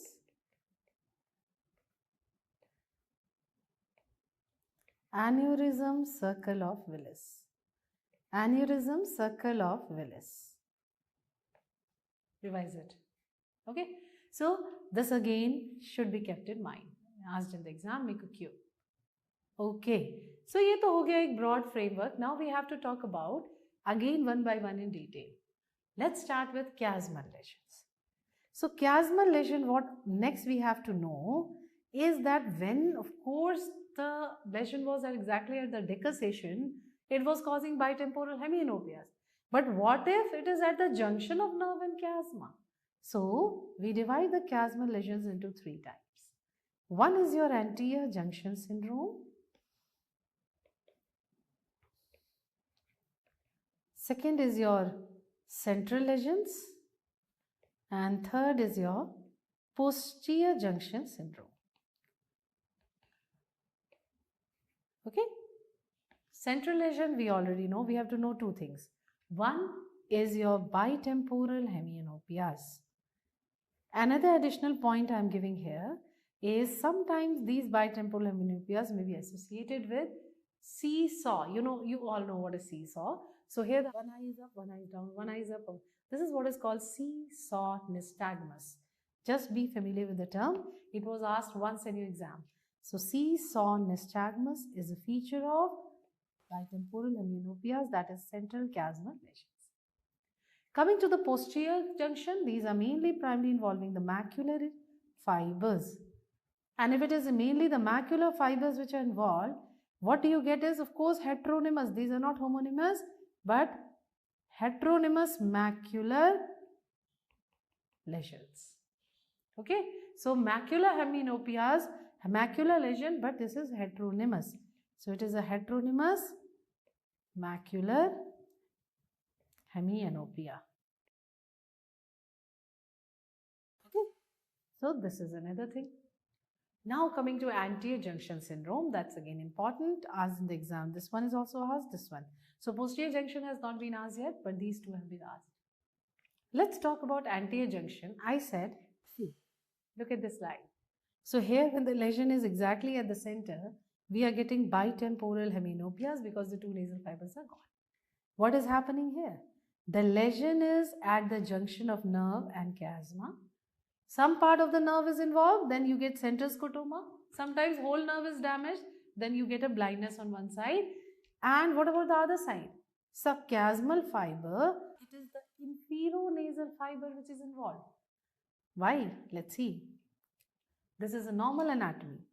That fibers which are inferonasal, they detour towards the opposite side before entering the chiasma. And this is what is called anterior Wilbran's knee. So because of the lesion, and where was the lesion we had seen? The lesion was somewhere here. So it actually damages the anterior Wilbran knee. Anterior Wilbran knee is inferonasal. So what will be the field effect? Just the opposite, supero-temporal. So what are you getting? We are getting on the same side, suppose it's a left-sided, at the junction of left optic nerve and chiasma. So left-sided centroscotoma or sometimes left-sided blindness. Right-sided, because of the anterior Wilbran's knee, we are getting supero-temporal quadrantopia. Chalo, let's write it now. Right? We are talking about anterior junction syndrome. Anterior junction syndrome is, what did we learn? We are saying one-sided, suppose for example it was on the left side, left eye, optic nerve and chiasma. So this is the way they have asked you in the exam. What is the field effect if left eye and with chiasma is involved? So what does it involve? That means right-sided Wilbran's knee. Right-sided Wilbran's knee means, that means same side, here I am going to get either central scotoma, or if total nerve is damaged, I am going to get a blindness here. And along with that, contralateral or on the right side, I am getting supero-temporal quadrantopia. Okay, supero-temporal quadrantopia. Right? So if this is my chiasma here like this, so what is happening? So lesion is somewhere here. The Wilbran's knee is detouring like this. So this is being involved. And along with the left optic nerve. Right? Clear here? So these are the chiasmal lesions and these are the points we have to remember in the chiasma. Then another very simple thing which you all get confused, but there is no point of getting confused here. Let's see. Okay, before that, tell me what type of field effect you're looking here. If something like this is asked to you, see both eye nasal is working, both eye temporal is gone, isn't it? So it's a bitemporal hemianopia. Correct? Yeah. So we were talking about the location of the optic chiasma. This is the pituitary gland and this is the third ventricle, and we already know the anatomy. Cavernous sinuses, what are the nerves passing along the wall? 3, 4 and 5. 6th is passing through the, so 3, 4 and 5, 1 and 2. Trigeminal curve, your ophthalmic division. And so we already know that the nerves passing along the wall, that is 3, 4 and 5, and the 6th is passing along with internal carotid artery. Okay? Yeah. So why do we want to know this? We just learned that pituitary adenomas can cause chiasmal lesion. Yes, it can. Right? Craniopharyngiomas can cause. So this is again a simple depiction of the same thing. Right? So what is more important, and you have to know, so we will learn this, that if it is a pituitary adenoma, right? So do you realize, common sense, the pituitary adenoma is below the optic chiasma. Lower fibers are going to be affected first. So superior defects will be first. So of course we get bitemporal hemianopia. But what is important? It starts as superior quadrantopia and then slowly it is going to affect like this. So it is from superior to inferior. Simple? And if it is a craniopharyngioma, just remember this, in craniopharyngiomas, it is just the opposite. That means this time it is the inferior and then it will become both side temporal, of course, but this way. Right? So keep this in mind. Another thing is about what is prefixed at postfix, and what is normal? Chiasma. Very simple. If the chiasma, look here, if the chiasma, if this is the chiasma, this is the pituitary gland, the crossing is before the pituitary gland, over just above the pituitary gland, or is it after the pituitary gland? This is what we are saying. So if it is just central on the pituitary gland, then normal chiasma is this one. I am getting the normal central lesions, bitemporal hemianopia. So note down like this. In a normal chiasma, you get central lesions like this. But if suppose it is prefixed, what do you mean by crossing is already done? So naturally here what will happen? It will be the posterior part which is exposed now. So in prefixed chiasma, it will present as posterior junction syndrome. And look at this one. And because now the tract will be, this is a part of, after crossing comes the optic tract. That is more vulnerable if it is prefixed. But if it is postfixed, that means the crossing is after the pituitary gland. Then naturally the initial part is affected. So in postfixed cases, it is presenting as anterior junction syndrome. So I want you to just know this. What is prefix, what is central, what is postfix? Okay, let me tell you something here. At your level, this may not be ours. So this was just some additional plus point to be remembered. We should know little more than what is asked, right? Just to be on a safer side. That's why. Okay. So that was about your chiasmal lesion. What is next after chiasma? Tract. Let's talk about tract lesion. Okay. Tract lesion, what do you get here? What is this field effect? Let me see. If this is the left, this is the right. This is how I will think. Yeah, this is the nasal. And this is the temporal. So what do you think? What is gone? Temporal of one side, this is gone. Nasal of the right is gone. So which sided homonymous hemianopia?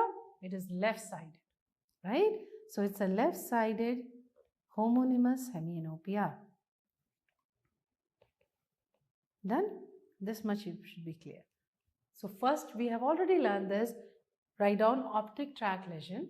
First feature is incongruous homonymous hemianopia. These three words should be there, then only your answer is complete. Incongruous homonymous hemianopia. What is the other feature of tract lesion is vernix hemianopic pupil. Okay. What is vernix hemianopic pupil? Vernix is a name of someone's name, right? Hemianopic pupil. Half of the pupil is responding, half is not. Hemianopic. Let's understand first. So first you will listen to me. Patient is sitting in the dark room. The examiner is using a pencil torch, not the big torch. Now, if the patient is in front of me, I am showing this torch from one direction so that it falls on both the eyes of the patient. Okay? And what I see, okay, there's a normal reaction. Now I change the direction of my pencil torch. No reaction in both eyes. So from one direction, normal reaction, other direction, no reaction. This is what is hemianopic. So why are you getting it? First of all, it's a feature of optic tract lesion. Okay, so we give the heading optic tract lesion. We first wrote was about incongruous homonymous hemianopia. Second is vernix hemianopic pupil. So vernix hemianopic pupil. Now why it is happening, let's understand all of you. Let's draw.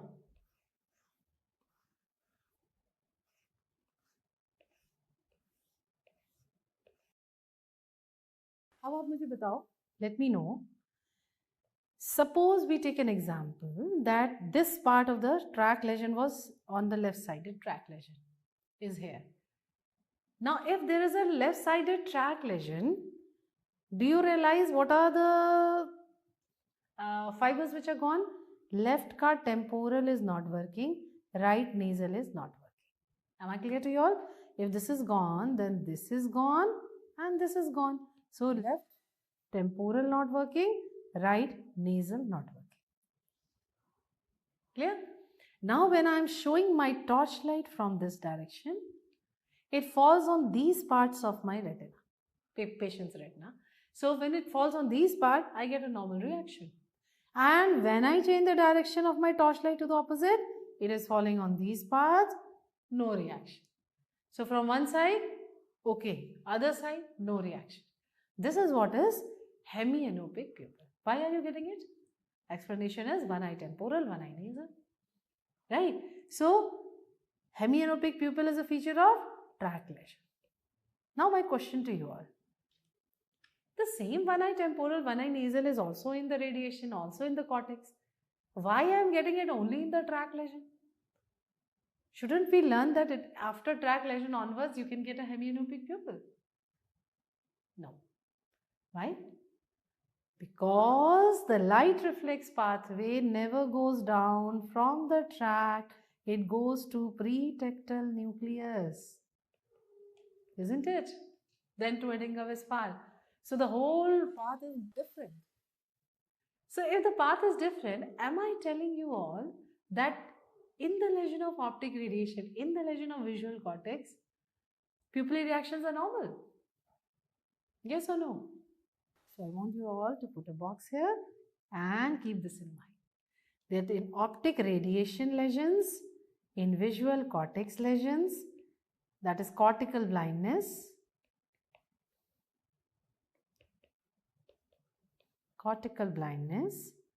we will learn that pupillary reactions are normal. Pupillary reactions are normal. Okay, very important. So everything is important in lesions of visual pathway. You can put 2 Qs on the heading. I forget to tell initially. Okay, so once we know this and we have understood about vernix, is there anything else we want to know in optic tract lesion? One more. Write down, and that is bow tie optic atrophy. So when I see the optic atrophy, the pallor is more like this. And this type of pallor is called bow tie optic atrophy. Let's understand what do we mean by this. So see, this is one clinical picture here. Can you see this? So what are you seeing here is, these are the two eyes. If there is an optic tract lesion, one eye temporal fibers are gone and another eye nasal fibers are gone. Right, all of you? Okay. Do you all remember this? I had taught you this earlier also in the glaucoma chapter. How does the optic nerve fibers aggregate at the disc? Let's understand this. Okay. So, if we talk about, this is the retina, this is the optic disc. Fibers from the macula, they travel straight. We had learned this papillomacular bundle. Then we had also learned if this is the macula, this is temporal, this is nasal. Fibers from the nasal part, they enter the like this, and these are called superior radiating fibers. These are called inferior radiating fibers. What about the temporal side? Temporal side, it curves around the macula and enters the disc like this. And these are what are arcuate fibers. Do you all remember this? So all of you, the eye where temporal fibers are gone, the pallor would start from above and below. But the eye where the nasal fibers are gone and nasal macular fibers, this actually involves this area more. The macular and nasal fibers will involve this area. That is the reason that we get, so nasal fibers you can draw more like this to understand. When these fibers are gone, when nasal fibers will be gone, the pallor will be more like this. Okay, look at it. Something like this. Can you see the pallor is more on this side? Ye wala. So that is why this is called bow tie atrophy. So if I look at this, I can immediately tell that okay, this is the nasal part is gone. It is the nasal fibers of this eye which is gone. Yeah. So this is what you're learning here as bow tie atrophy. So number 1, number 2, number 3 I've noted down bow tie optic atrophy.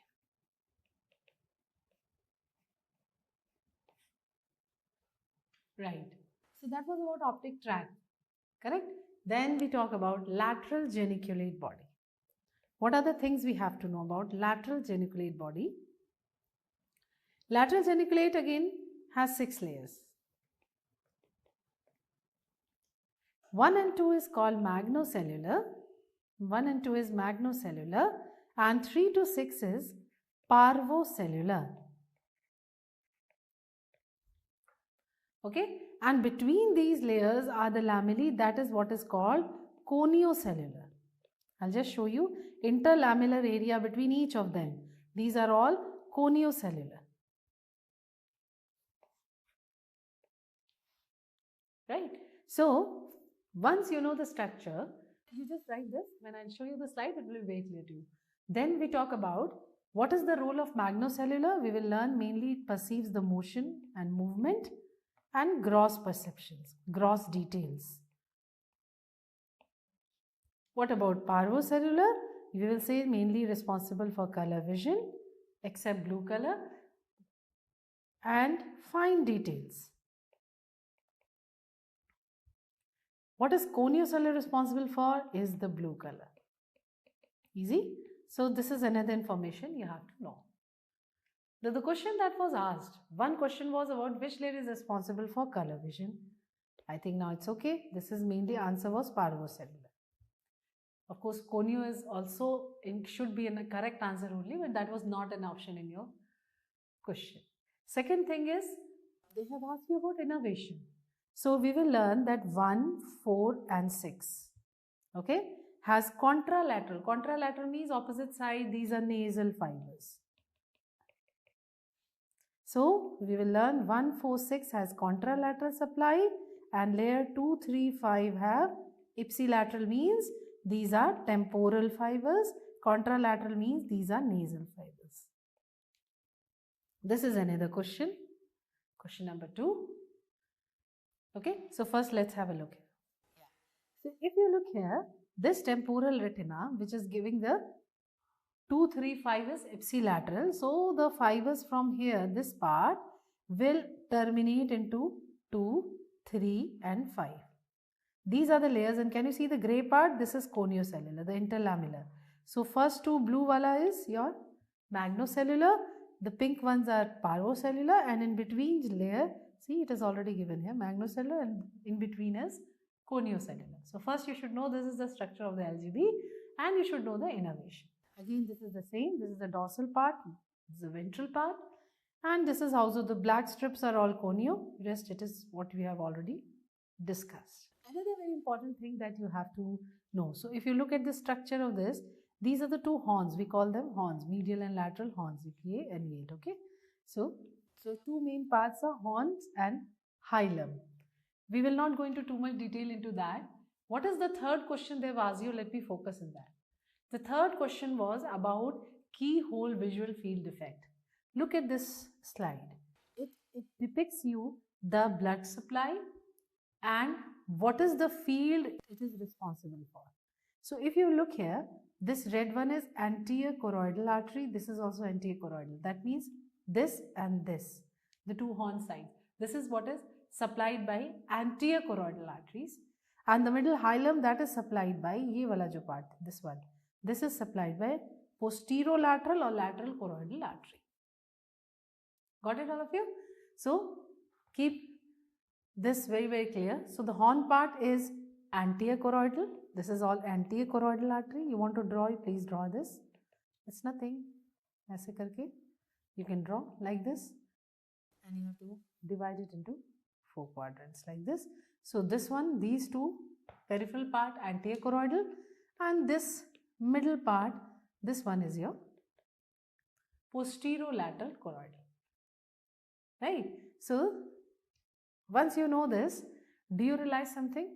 If you have understood that diagram, it becomes very simple that when the posterocoroidal artery is blocked, this is blockage of, so lesion is in the hilum, where there is blockage of posterocoroidal artery. Posterolateral, meaning lateral, posterolateral choroidal artery or lateral choroidal artery, I meant, right? Then what type of lesion you are getting? This central. So this white part is actually the lesion. This is the scotoma you will get. Of course, it always respects the vertical midline. And when anterior choroidal artery, that is, it is the horn area, the anterior choroidal artery is blocked. So when the anterior choroidal artery will be blocked, you are getting this type of lesion, which is called quadruple sectornopia. Okay, so this field defect will become quadruple sectornopia. Right? So it is in the lesion of the horn lesion. Can you see that? Supplied by anterior choroidal. Anterior choroidal is a branch of anterior choroidal is a branch of middle cerebral artery. Okay, from the middle cerebral artery, and posterolateral or posterolateral part, this is from posterior cerebral artery. Do we need to know this much? You may avoid it. If you find difficult to learn, only thing that you have to know that keyhole visual field defect is a feature of LGB lesion, and now this is an extra point. It has never been asked. It is due to blockage of the lateral or posterolateral choroidal arteries. Okay? And this posterolateral choroidal artery will lead to this type of field defect which looks like a keyhole. It is in the lesion of the hilum area. That's it. Okay, so this is again a little extra, should be learnt for the exam. So I have told you all this. This is what they are going to ask you in LGB. We next come to the optic radiation lesions. If you talk about optic radiations, what did we learn in optic radiations? Initially, the fibers are going to pass through temporal and parietal lobe, and later it comes to deep parietal lobe. So, the fibers that are passing through temporal lobe, okay, they are inferior fibers. Please learn this with me. And these inferior fibers, they loop around the temporal horn, which is called Mayer's loop. This is what is called Mayer's loop. And when we talk about parietal lobe, the fibers passing through parietal lobe, they are superior fibers. Okay, so these are superior fibers, and it also has a name. We call it Baum's loop. This is called Baum's loop. Correct? Okay, so now common sense. If there is any problem, temporal lobe lesion hai, any trauma or any reason of temporal, so any lesion in the temporal lobe, which fibers are gone? Inferior. What will be the field defect? Superior. Now it is only some fibers which are affected, so it is never a hemianopia, it's always a quadrantopia. So if suppose I say left temporal lobe lesion, if we take an example of left temporal lobe lesion, do we realize this, that this is the left eye field, this is the right? We are going to get superior quadrantopia because inferior fibers involved. Left-sided lesion hai to right-sided superior quadrantopia. I am going to draw something like this. Okay, so this is right-sided superior quadrantopia, to the right side, quadrantopia. Okay, which is also called, exam question, pie in sky.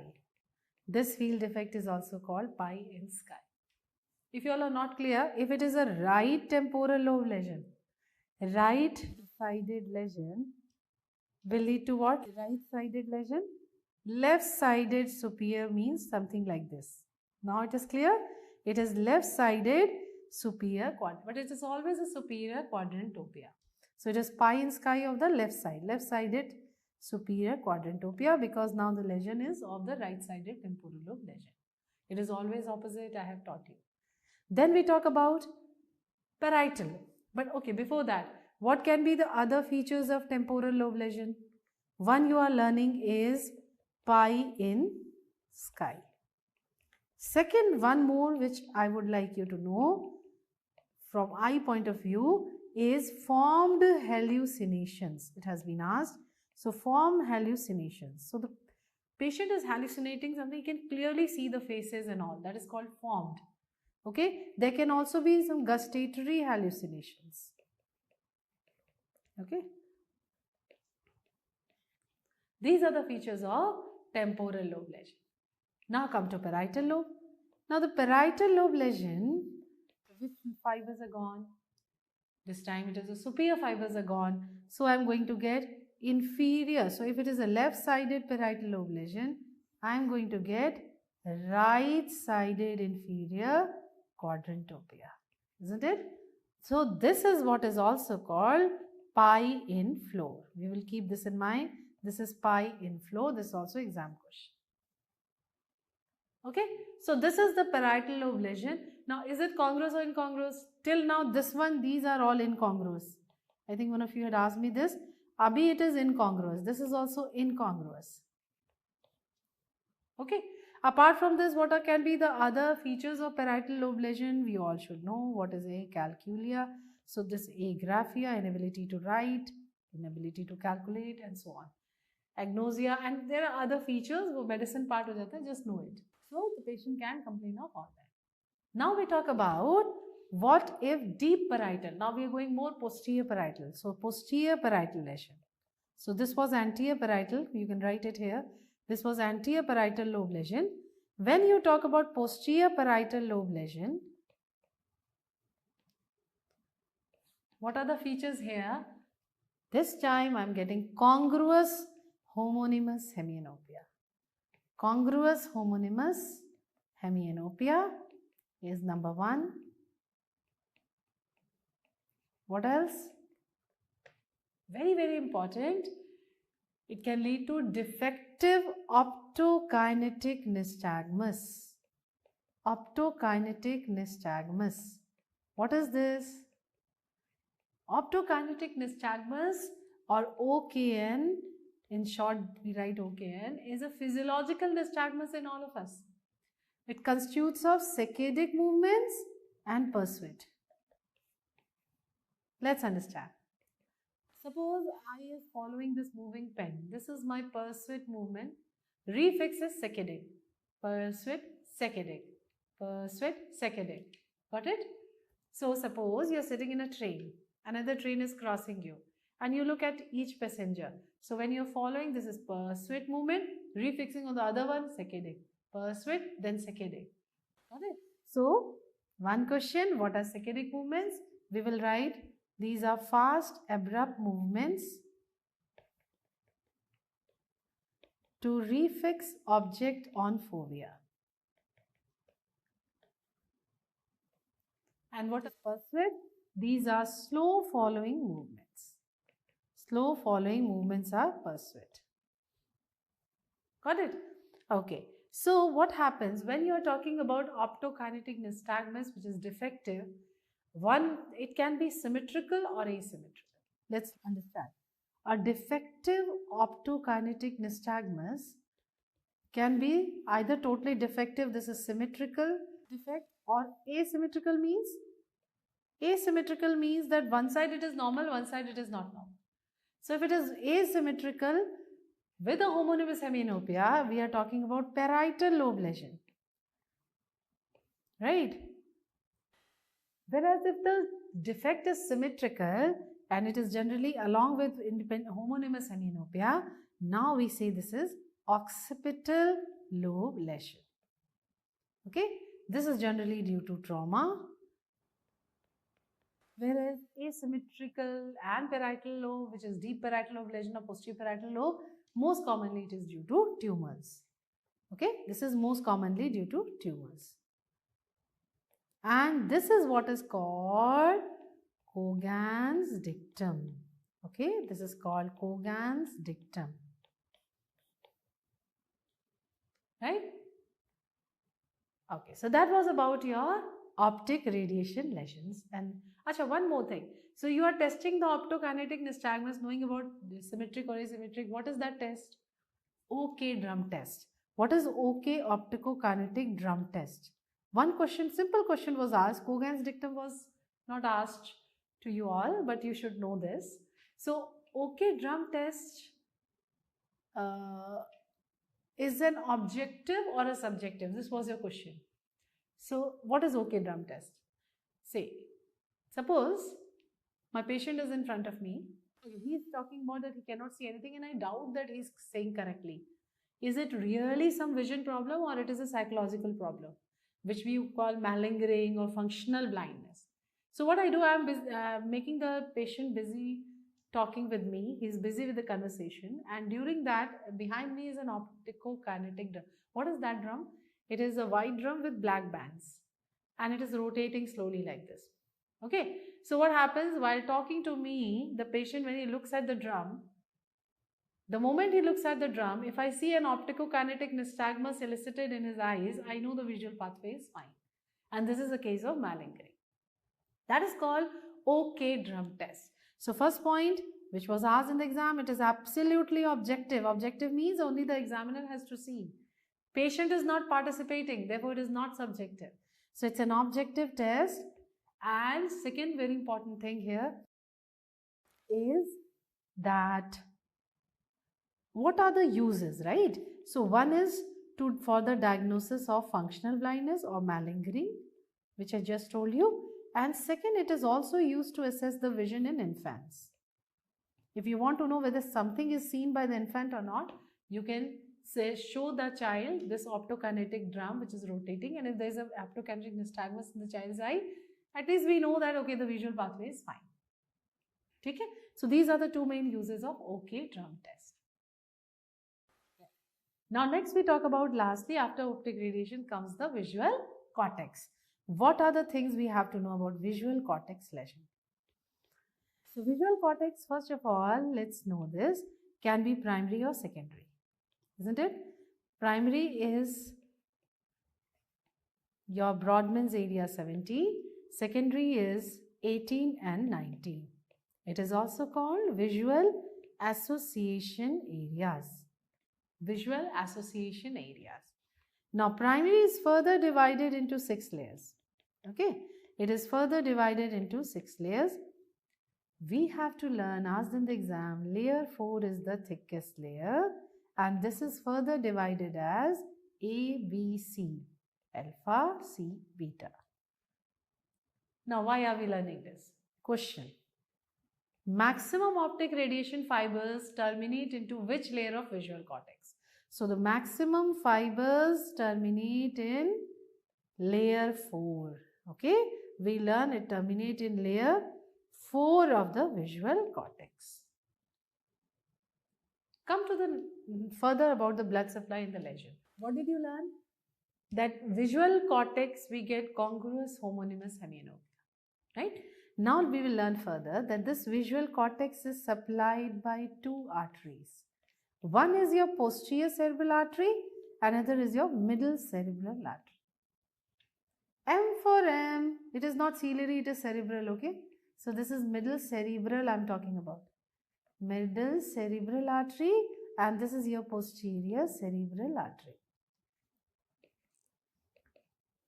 M for M, middle cerebral supplies macular area. Therefore, when posterior cerebral artery is blocked, you will get homonymous, of course, but macula is spared.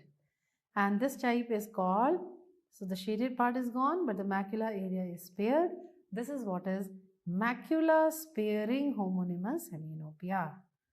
Okay, so macula sparing homonymous hemianopia, this type of defect, this is the vision where only this much is seen with the central macular area is functioning. This is what is also called keyhole vision. Or sometimes both sides posterior cerebral, though rare, but can happen, then even this side macula sparing homonymous, this is also leading to tunnel vision or a keyhole vision. So anyway, both are called, even in one-sided PCA is gone or both-sided, this type of field effect is macula sparing homonymous hemianopia, and it is leading to keyhole vision because it looks like a keyhole. So if it is one side, it is looking more like a keyhole. Anyway, I would have to everything. Yeah, it's like this. Okay, so this is what is keyhole vision. Now pay attention. What was in LGB lesion? It was keyhole visual field defect. We were talking about scotoma. Here I am talking about keyhole vision. This is the area from where the patient can see. Okay, is it clear? So can we write it so that we don't make a mistake? This has been your cue. With that keyhole visual field defect, we will answer LGB lesion. But if it is asked keyhole vision, then this is a feature of occipital lobe lesion, isn't it? Occipital lobe lesion where the posterior cerebral artery is blocked. And what will happen if middle cerebral is blocked? Okay, it should be macular lesion. But we never get a total macular lesion in a middle cerebral as well. Why? Because some branches of Posterior cerebral is also supplying the macular area. It's an important area. It has both the supply. So keep in mind, any vascular lesion, you will never get total macular homonymous. But if there is a trauma to the tip of the visual cortex, any trauma to tip of visual cortex, this is now, of course, or you can say calcarean fissure, isn't it? So at the tip of the calcarean fissure, if you are getting this, now you can get a macular homonymous hemianopia. Where the macular area is gone, this is your macular homonymous hemianopia. Right? And if it is little anterior or in front of the tip, and that is an area which is actually representing the most temporal extremity. It is outside the binocular single vision. So this is again an extra point. Let me show you. So if you look here, what it is showing you, the temporal crescent or half moon syndrome, where this much part is only involved in the lesion. Only a temporal extremity is affected. So this temporal crescent or half moon syndrome can be a visual field defect. So this is outside the binocular vision, as you can see, and this happens when it is little more in front of the calcarean cortex. Okay, I don't think this will be asked. If you want to ignore it, ignore it. I will not mind it. Okay. So see these slides here for the visual field effect. So this is your, this much is macula sparing homonymous hemianopia. So this part is gone, but the macula is spared. So what type of vision you are seeing? This is looking like a keyhole vision. Yeah. And here it is macular. Can you see that? This is macular homonymous hemianopia, which will occur in any head injury or gunshot injury to the tip of the occipital cortex. Okay. Then we talk about, which is this one. Again, you see here, what are you looking here? You're seeing a macula sparing homonymous hemianopia, right? So again, it is a macula sparing homonymous hemianopia. So in this case, this is the one which is gone, but the macula is spared. This is again showing you that how the macular area is spared and the rest is affected. Macula sparing homonymous hemianopia. Okay, so what can be the other features of the visual cortical lesions? Let's also understand this. So generally this occipital lobe lesions which we are talking about, one important point, please remember, 90% are due to stroke. 90% of the lesions are due to stroke. This is important cause. I'm not giving the list of causes and all, just most important points that you have to remember. Now, apart from knowing about a congruous homonymous hemianopia, we talked about macula sparing, we talked about macular, we even talked about half moon syndrome. What else we have to know? Please remember pupillary reactions are normal. We discussed this. Okay, there is a congruous homonymous hemianopia. Pupillary reactions will be normal.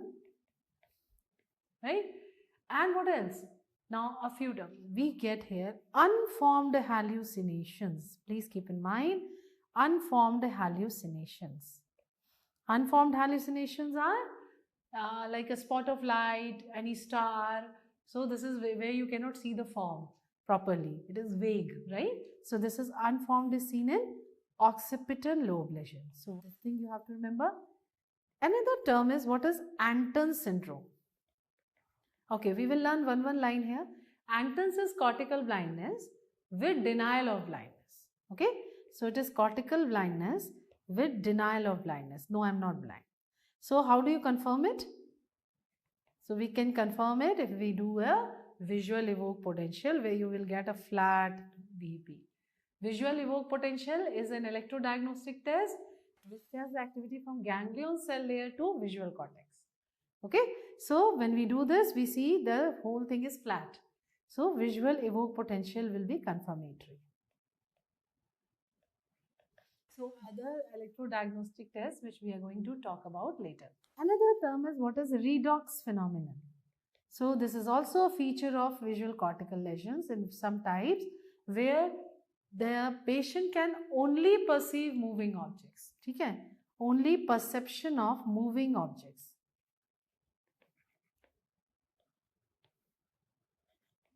Otherwise, static objects he cannot see. Okay, this is called redox phenomenon. Okay, so that was all about lesions of visual pathway. I tried to cover all the important points and also some extra points in each so that we are safe enough if anything else is asked. Right? Okay, now next thing that we will talk about is supranuclear gaze control. Let's give the heading supranuclear control. So when you say supranuclear gaze control, many of you have asked me that supranuclear gaze control, ma'am, what does supranuclear exactly means? It means above the nucleus of the nerve. Every nerve has its nucleus. So above that, any control which is at the cerebral level and at the brainstem level becomes your supranuclear. Okay. So here what we are going to learn is about what you're supposed to know at this level is about two things. One is horizontal gaze center and another is vertical gaze center. Vertical, they don't ask you much. We have to just know the names. And horizontal gaze center and vertical gaze center. Right? Horizontal gaze, of course, you have to learn it in a lot of details. So, where is the horizontal gaze center? Again, at the brainstem level, it is at the pons. We call it PPRF. So, first give the heading horizontal gaze center.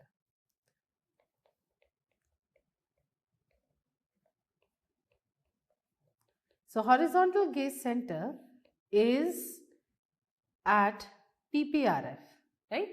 So, this PPRF, I told you, supranuclear means both at the cerebral level as well as at the brainstem level. So, at the brainstem level, if I talk about the horizontal gaze, this is pontine, paramedian, pontine reticular formation. So, what is PPRF standing for? Write down paramedian pontine reticular formation. Okay, so now you know what is your horizontal gaze center. And this is managed by opposite side at the cerebral, that is frontal eye field. FEF is frontal eye field.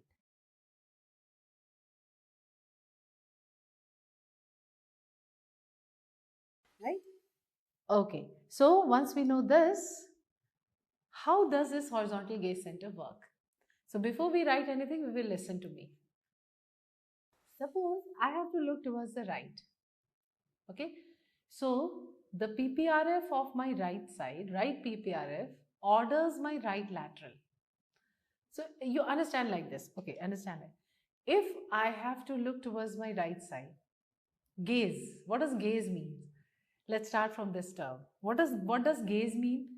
Gaze scientifically means two muscles of different eye are working together in a gaze. Okay, so conjugate eye movements. So when I say horizontal gaze, right? If I'm looking to do you realize what are the muscles acting in the right eye?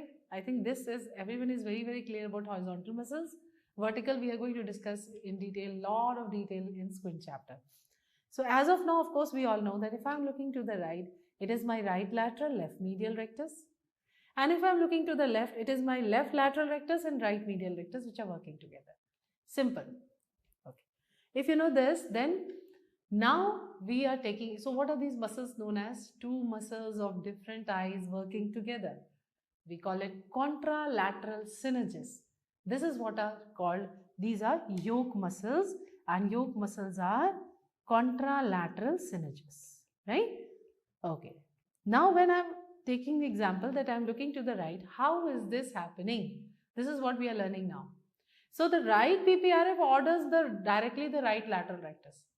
It's a supranuclear, so it is going to first order the sixth nerve nucleus, then the impulse is going to come to the sixth nerve, then to the muscle, and then muscle contracts and my eye moves here.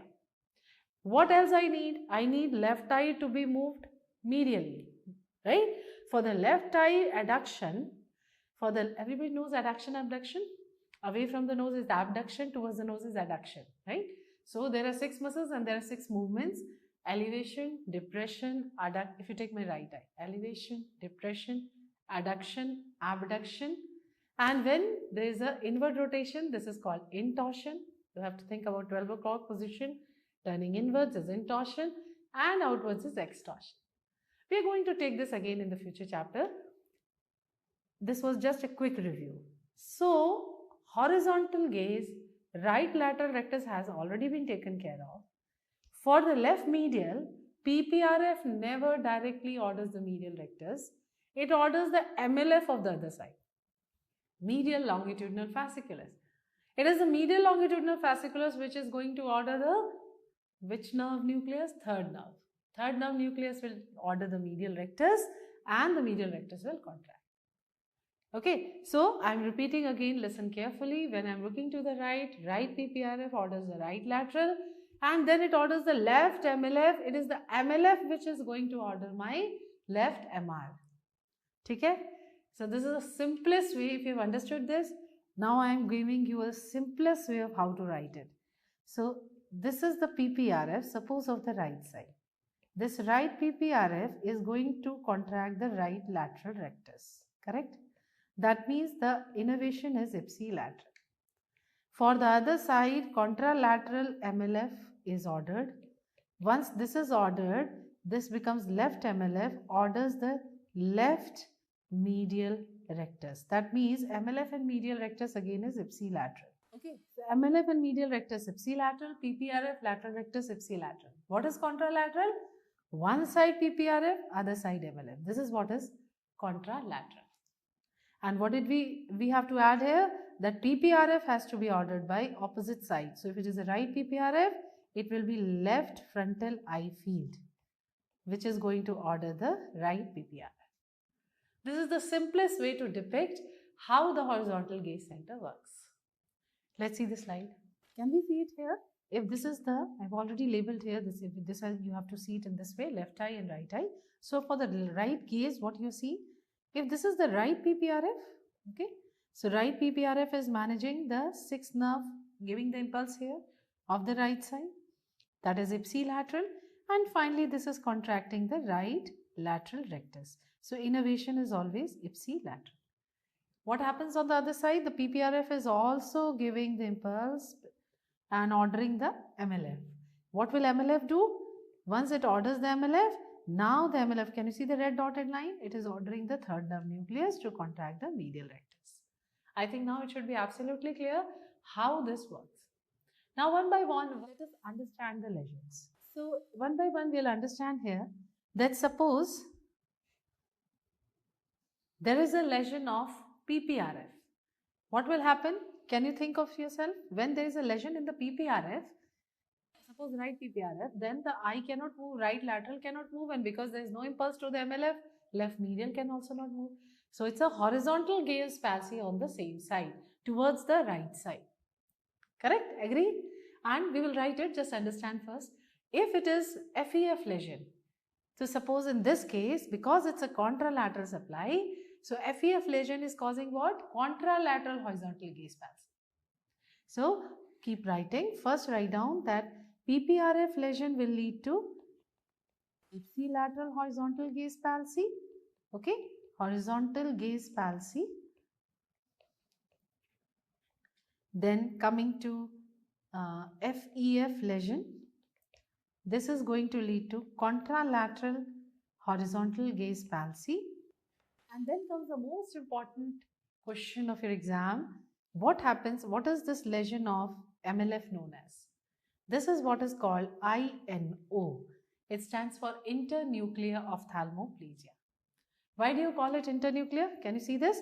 It is between the third and the sixth nucleus. Okay. So mainly this is why it is all this. These are the third, fourth, and this is the sixth. So the MLF is between these two nuclei. Actually 3, 4 and 6 all are wrong. Because it is between the nuclei, we call it internuclear ophthalmoplegia. This is the position of MLF. What is MLF? Medial longitudinal fasciculus. So whenever there is an INO, think with me, what will happen? If MLF is gone naturally, MR will not work. So no adduction on this side. So can we write it's a defective ipsilateral adduction, ipsilateral, contralateral? Please understand this is a point of lot of confusion for many. A very common question, so I am telling you, it is always mentioned in relation to the side of lesion. So when I am saying ipsilateral, I am talking about ipsilateral means towards the side of MLF lesion. So you get an ipsilateral defective adduction. This is one, right? What else will happen? Now what happens when MR is not contracting? So there has to be, so normally what happens when there is a right gaze, this eye goes this side and the left eye is adducting. Now what happens? The left eye is not adducting. So because of the imbalance of the impulse, there is ataxic nystagmus on the abducting eye. So this eye can abduct. PPRF is fine, LR is fine, lateral rectus is fine, abduction will happen. But this abduction will be associated with ataxic nystagmus. Got it? Can we learn it together?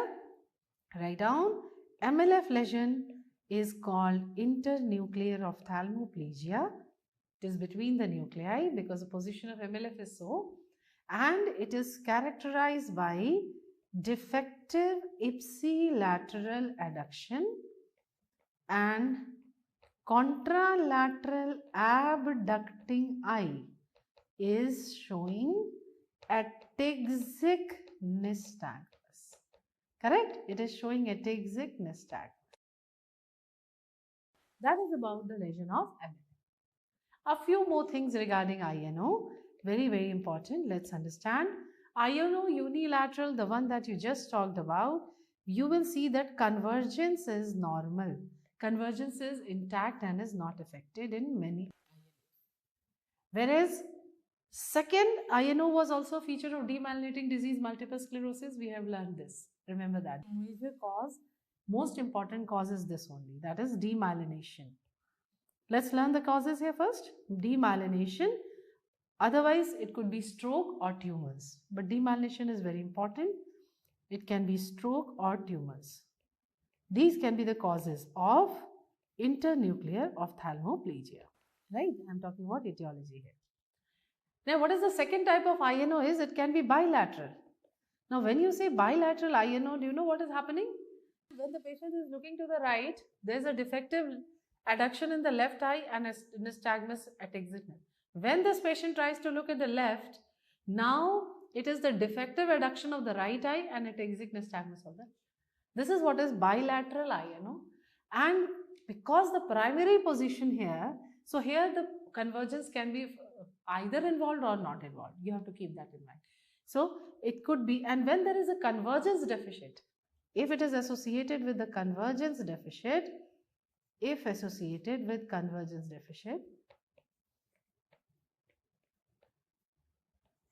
now this is what is called Webino syndrome. Just I wanted you to be familiar with this term. We are not going to go too much in detail here. So when the convergence is defective, this will happen when there is a rostral part of the midbrain is involved. So when the convergence is defective, the two eyes are looking out, okay, exotropia. So because of their bilateral exotropia with abducting nystagmus, what is that called? Webino stands for walled eye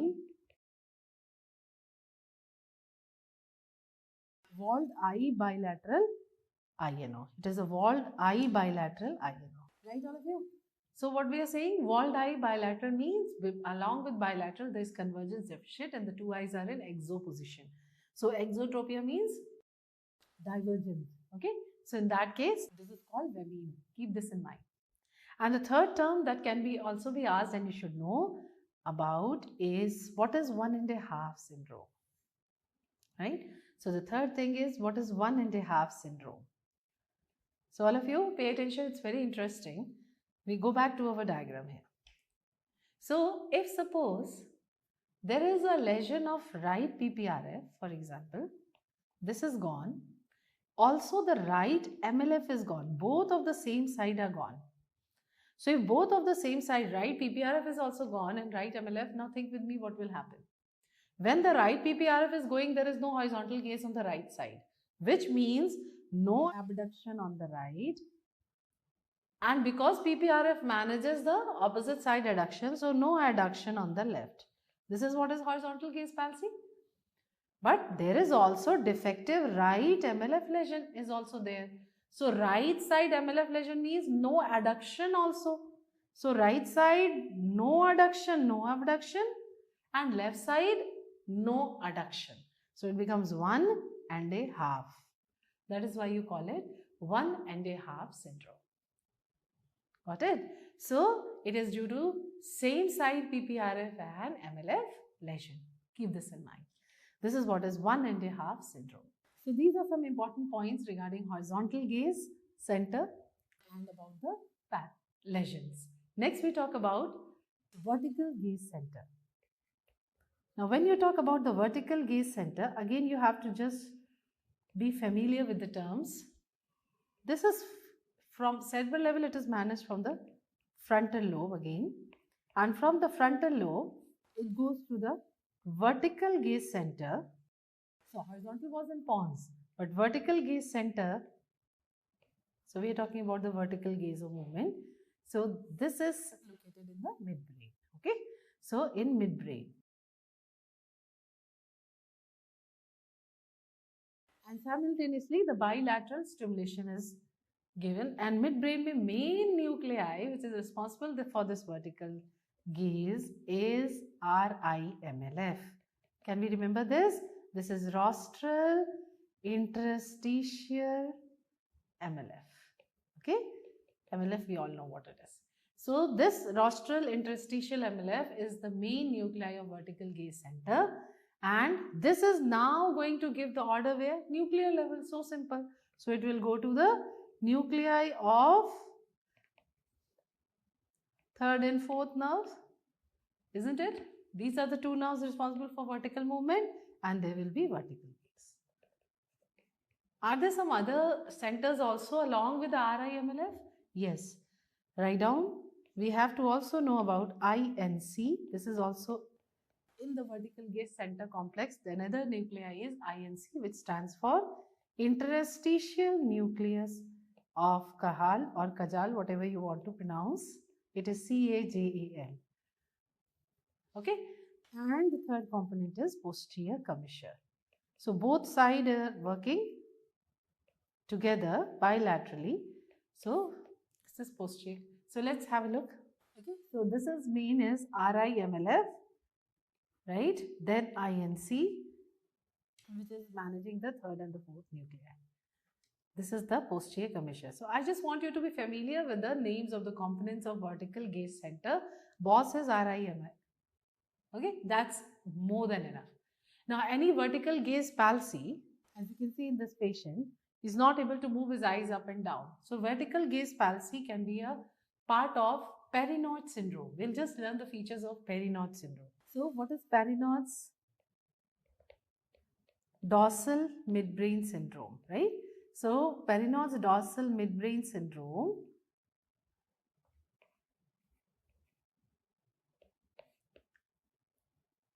you see the eyes are straight, as you saw in that patient, the eyes are straight in the primary position, but there will be up gaze and down gaze palsy or vertical gaze palsy. Otherwise, the eye is straight in the primary position.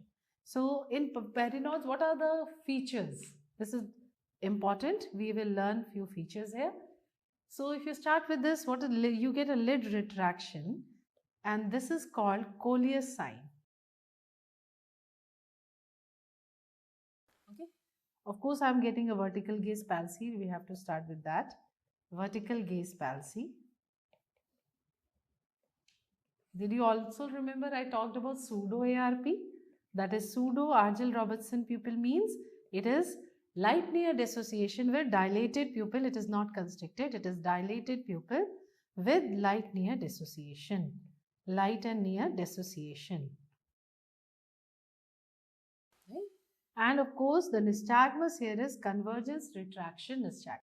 So, what is happening in convergence nystagmus when the eye tries to converge, both the eyes are actually retracted inside due to co-contraction of the muscles. That is called convergence. Just know the name. This is enough at your level. Retraction nystagmus. Convergence retraction nystagmus. So, any attempt to converge the eye leads to retraction of the eyeball. That is called convergence retraction nystagmus. Right? And ultimately, this is just the convergence otherwise is defective. Okay. So, it's a defective convergence. These are the features of Perinaud's midbrain, dorsal midbrain syndrome. Okay, so there are other things like progressive supranuclear palsy regarding the vertical gaze palsy or skew deviations. It is absolutely not needed at your level. We'll not go into that, never asked in the exam. Okay, just now we just talked about perinoids. What could be the causes? Why there will be lesion and And what is that midbrain syndrome? So there are different causes. Again, you can fit everything like demyelination, trauma, okay? And in children, it could be just a meningitis or peniomas. So again, the list has never been asked to you, so I'm not writing it along with you. Just have this idea. This was about your supranuclear control. Now I think it's very easy for you to understand horizontal gaze center and vertical gaze center. Not very difficult at all, right? Okay. Then they have asked you a few syndromes. Let's give the heading syndromes and quickly know what are the syndromes and what they have asked you. First is your Weber's syndrome. This has been your cue. Weber's syndrome, if they ask you, is very simple. This is third nerve palsy with contralateral hemiplegia.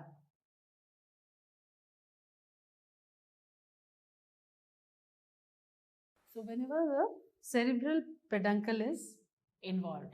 So whenever the cerebral peduncle is involved, here as you can see very nicely shown, why you can get a Weber syndrome, that is your third nerve palsy with contralateral hemiplegia.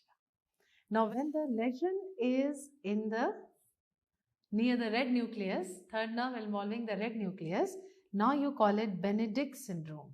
So just know this. What is Benedict syndrome? This is third nerve palsy with contralateral hemitremors. It is hemitremors. Third nerve palsy with contralateral hemitremors. Next, what is Millard-Gubler syndrome? You will learn Millard-Gubler syndrome is sixth nerve palsy. Okay, this time it is sixth nerve palsy with contralateral hemiplegia. Sixth nerve palsy with contralateral hemiplegia. Right? And what about, this is also exam question, Foster-Kennedy syndrome. So Foster-Kennedy syndrome is so this is mainly seen in frontal lobe tumors or olfactory groove tumors. Okay, frontal lobe tumors or olfactory groove tumors. What is this? It is due to the tumor, naturally ICT is raised, there is papilledema, there is atrophy.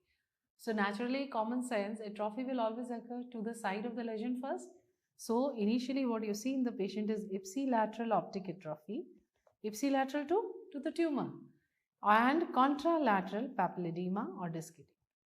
And this whole picture is what is called Foster-Kennedy syndrome. So many of you ask, ma'am, this is going to be constant. Of course not, if I'm not removing the tumor, the other side also can progress into atrophy. But you are seeing this patient in this stage. This is what is Foster-Kennedy syndrome. So have a look, this type of picture where one eye, because of the tumor, there's atrophy, and the other eye is blurred disc margin and papilledema. So this is a papilledema. This is what is Foster-Kennedy syndrome. I'm going to tell you a very interesting thing here. What is pseudo Foster-Kennedy? So whenever the term pseudo comes, it means the picture is same, cause is different. So again, you are getting one eye atrophy or pale disc, whereas other eye there is blurred disc margin. But this time the cause is non-arthritic AION. Okay. So when the cause is not tumor, it is non-arthritic anti-ischemic optic neuropathy. Now this is called pseudo Foster-Kennedy. Okay, just know this, pseudo Foster-Kennedy syndrome.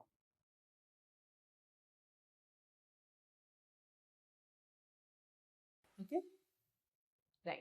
Now all of you answer me this question. So this was your actually slide of your exam, and they had asked you what is the diagnosis. So if you see in the primary position, the eyes are straight.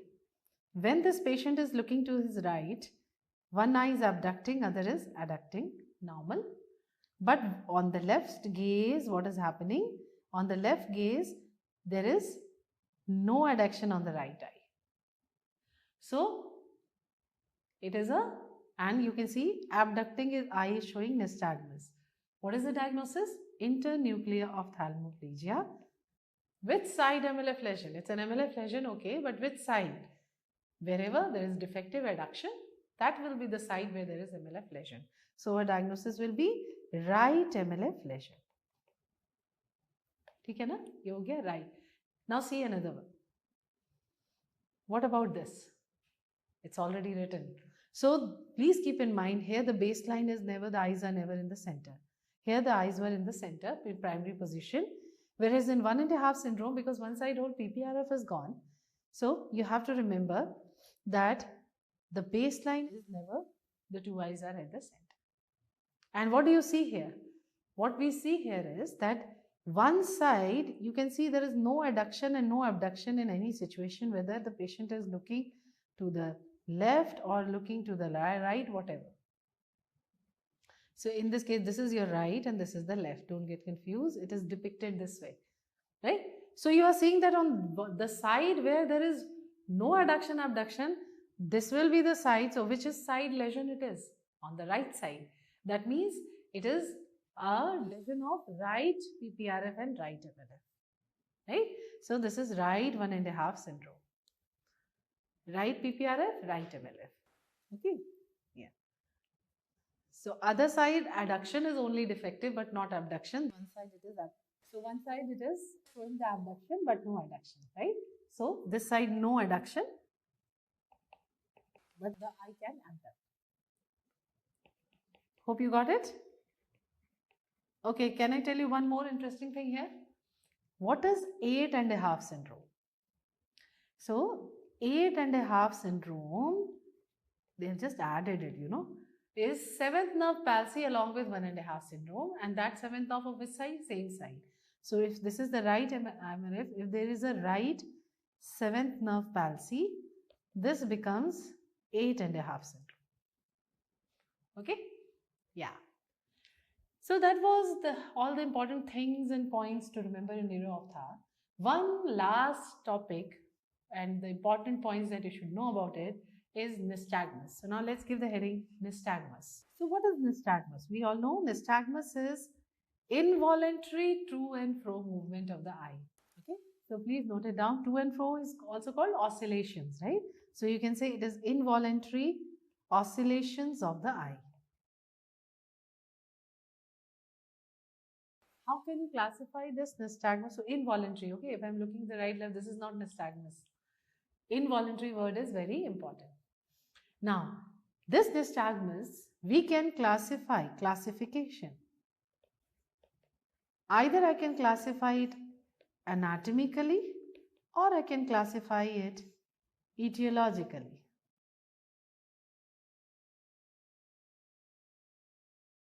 Anatomically, according to the movement that I am seeing, any nystagmus can be of 3 types. Either it is jerky. Jerky means it has a fast phase and a slow phase. Fast phase and a slow phase. That is called jerky. Pendular means equal in both direction like a clock. That is pendular. And mixed means that in primary position it is pendular, but in lateral gaze it is jerky. So it becomes jerky in lateral gaze. This is what is called nystagmus. Okay, so this is one way of classifying nystagmus. What is the other way? We'll classify it etiologically. So you can say broadly it can be either physiological nystagmus or pathological nystagmus. When you say physiological nystagmus, we have learnt one so nicely was optokinetic nystagmus. All the points have already been covered. Second can be extremes of gaze, that is called end-point nystagmus. So some people have nystagmus at extremes of gaze, which is considered normal. That is called end-point nystagmus. Okay, one more thing. So you have learned with me that saccadic movements are fast, abrupt movement to fix, right? So in pendulum, there is non-saccadic. But in jerky nystagmus, there is a saccadic movement. Keep that in mind. If you want to write, you can add this. Okay. What about endpoint nystagmus that is happening? Again, it is fine and jerky nystagmus. So it's again a jerky nystagmus, fine jerky nystagmus with fine means very slight movements. Fine jerky nystagmus is endpoint, and so the fast and slow is always towards the direction of gaze. So if I am looking to the right, my fast phase is on the right side. If I am looking to the left, it is on the left side. So fast phase is towards direction of gaze. In this case, direction of gaze. Do we have any other physiological nystagmus that we know? Yes. Another one that we can talk about physiological is vestibular. So vestibular can be, we learn it with oculovestibular reflex. What is this? So it's again a jerky. All of you remember about cows?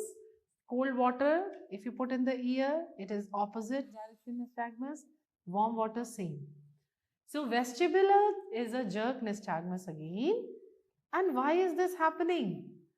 So there's an altered input from the vestibular nuclei to the horizontal gaze center. Write down. This is happening because there is altered input from the vestibular nucleus to horizontal gaze center. Okay.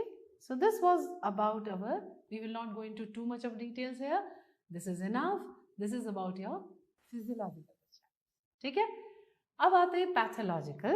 Pathological we can divide it as congenital or acquired.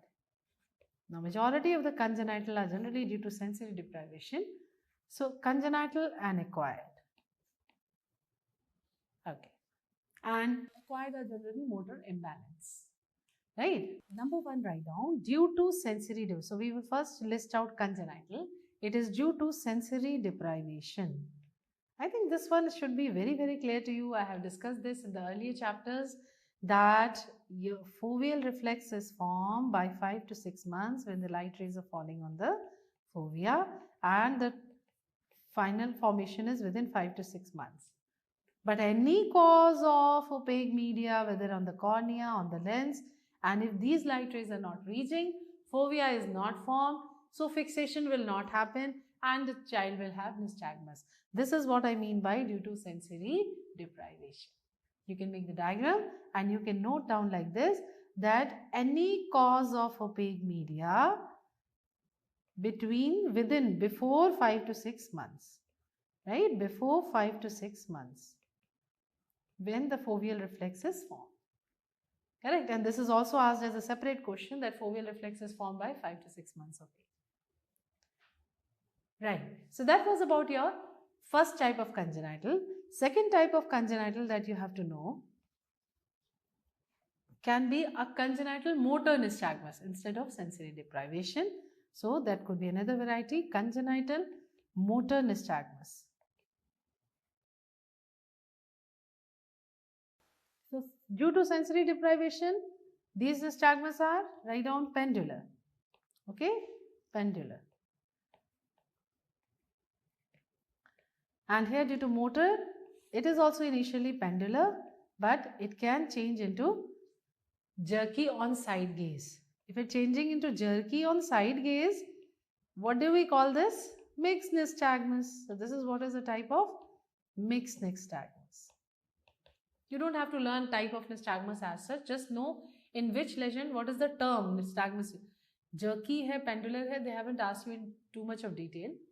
But yes, all nystagmus due to sensory deprivation are pendular. And majority of the nystagmus due to motor imbalance are jerky. I think this is simple to learn. So, and the third one that needs a mention under congenital is your spasmus nutans. Spasmus nutans, you will learn easily, is nystagmus with head nodding. Okay, so there is a head nodding like this, there is a movement of the head like this. Okay, and this spasmus nutans can be idiopathic or it can be due to some neurological disorder. If it is idiopathic, then the best thing is it resolves by its own. Okay, by 3 years of age, it will resolve if it is idiopathic. These are the only points you have to know, nothing more. Whatever I am talking, nothing more than that is needed for nystagmus as well, for the whole chapter. Okay, then we talk about, these are the important ones about congenital. We next come to acquired. Acquired are mainly motor imbalance and therefore they are jerky. Simple. So one for all we can learn, these are all generally due to motor imbalance and therefore they are jerky nystagmus. And then it is all due to the lesion. You all should be very, very clear that fast phase is always towards the side of the lesion. Fast phase is towards the side of lesion. These basics should be very, very clear. Correct. So now what are the names? First you have learnt with me was ataxic nystagmus. Ataxic nystagmus is a feature of internuclear ophthalmoplegia. Next. This is the only thing they will ask. Now next, what is next important thing you have to know? Second is your latent nystagmus. Now latent nystagmus means normally I don't see any nystagmus in this child, but when I am doing a cover uncover test, when I cover one eye, the nystagmus is manifested. So any nystagmus which is manifested by covering the eye is called latent nystagmus. So first of all you should know it is only seen manifested by cover and cover test, covering or manifested by covering one eye. Okay, let's write like this. Okay, and secondly, where do you see this? Now this is very, very important. It's a feature of infantile esotropia. We'll talk about this in the squint chapter, but understand the term infantile, within 1 year of age, eso, convergent, tropia, squint. So a convergent squint manifested within 1 year of age. This is infantile esotropia. Can we keep this in mind? And this was your exam question. Again, we'll make a cue here. Again, a one-liner. Latent nystagmus is seen in infantile esotropia. Come to the next type. The next type is downbeat nystagmus. When you say downbeat nystagmus, again it's a jerky nystagmus with a fast phase downwards. Okay, we can learn like this, fast phase downwards. Mainly a feature of exam question, Arnold-Chiari malformations. Arnold-Chiari malformations. Somewhere it's written cerebellar lesions as well, but let's learn Arnold-Chiari malformations. Then we talk about next one is upbeat. So when you say upbeat means this time fast phase is upwards. So upbeat nystagmus, fast phase upwards. Correct? Generally seen in posterior fossa lesion. Right?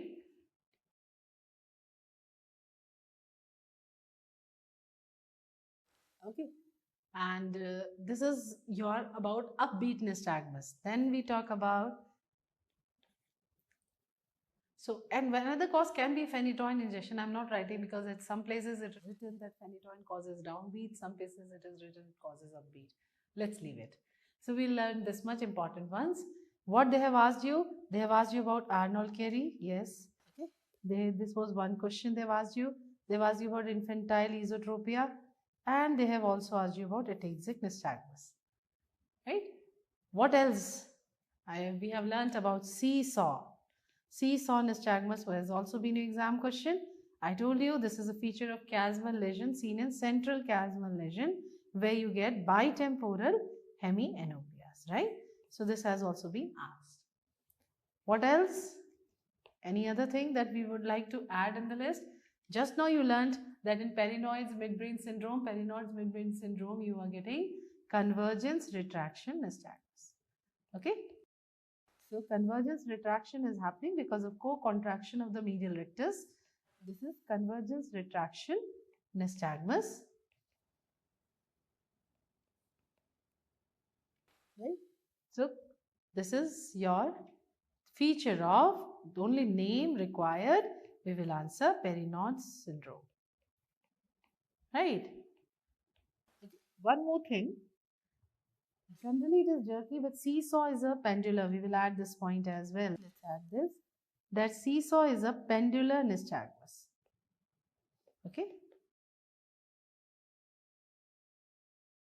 So इसमें क्या होता है? One eye is elevating and intorting, other eye depressing, extorting. Okay. So I told you, seesaw, one eye up, one eye down.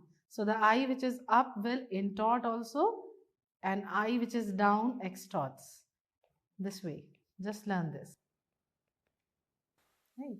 So mainly in paracellular tumors. It is seen in paracellular tumors where you get bitemporal hemianopias. Okay. Another term is what is Brunn's nystagmus. One more, let's learn Brunn's nystagmus. And we are going to learn only one line here. Brunn's nystagmus is a feature of, it is seen in cerebellopontine angle tumors. That is mainly what we'll learn, acoustic neuromas.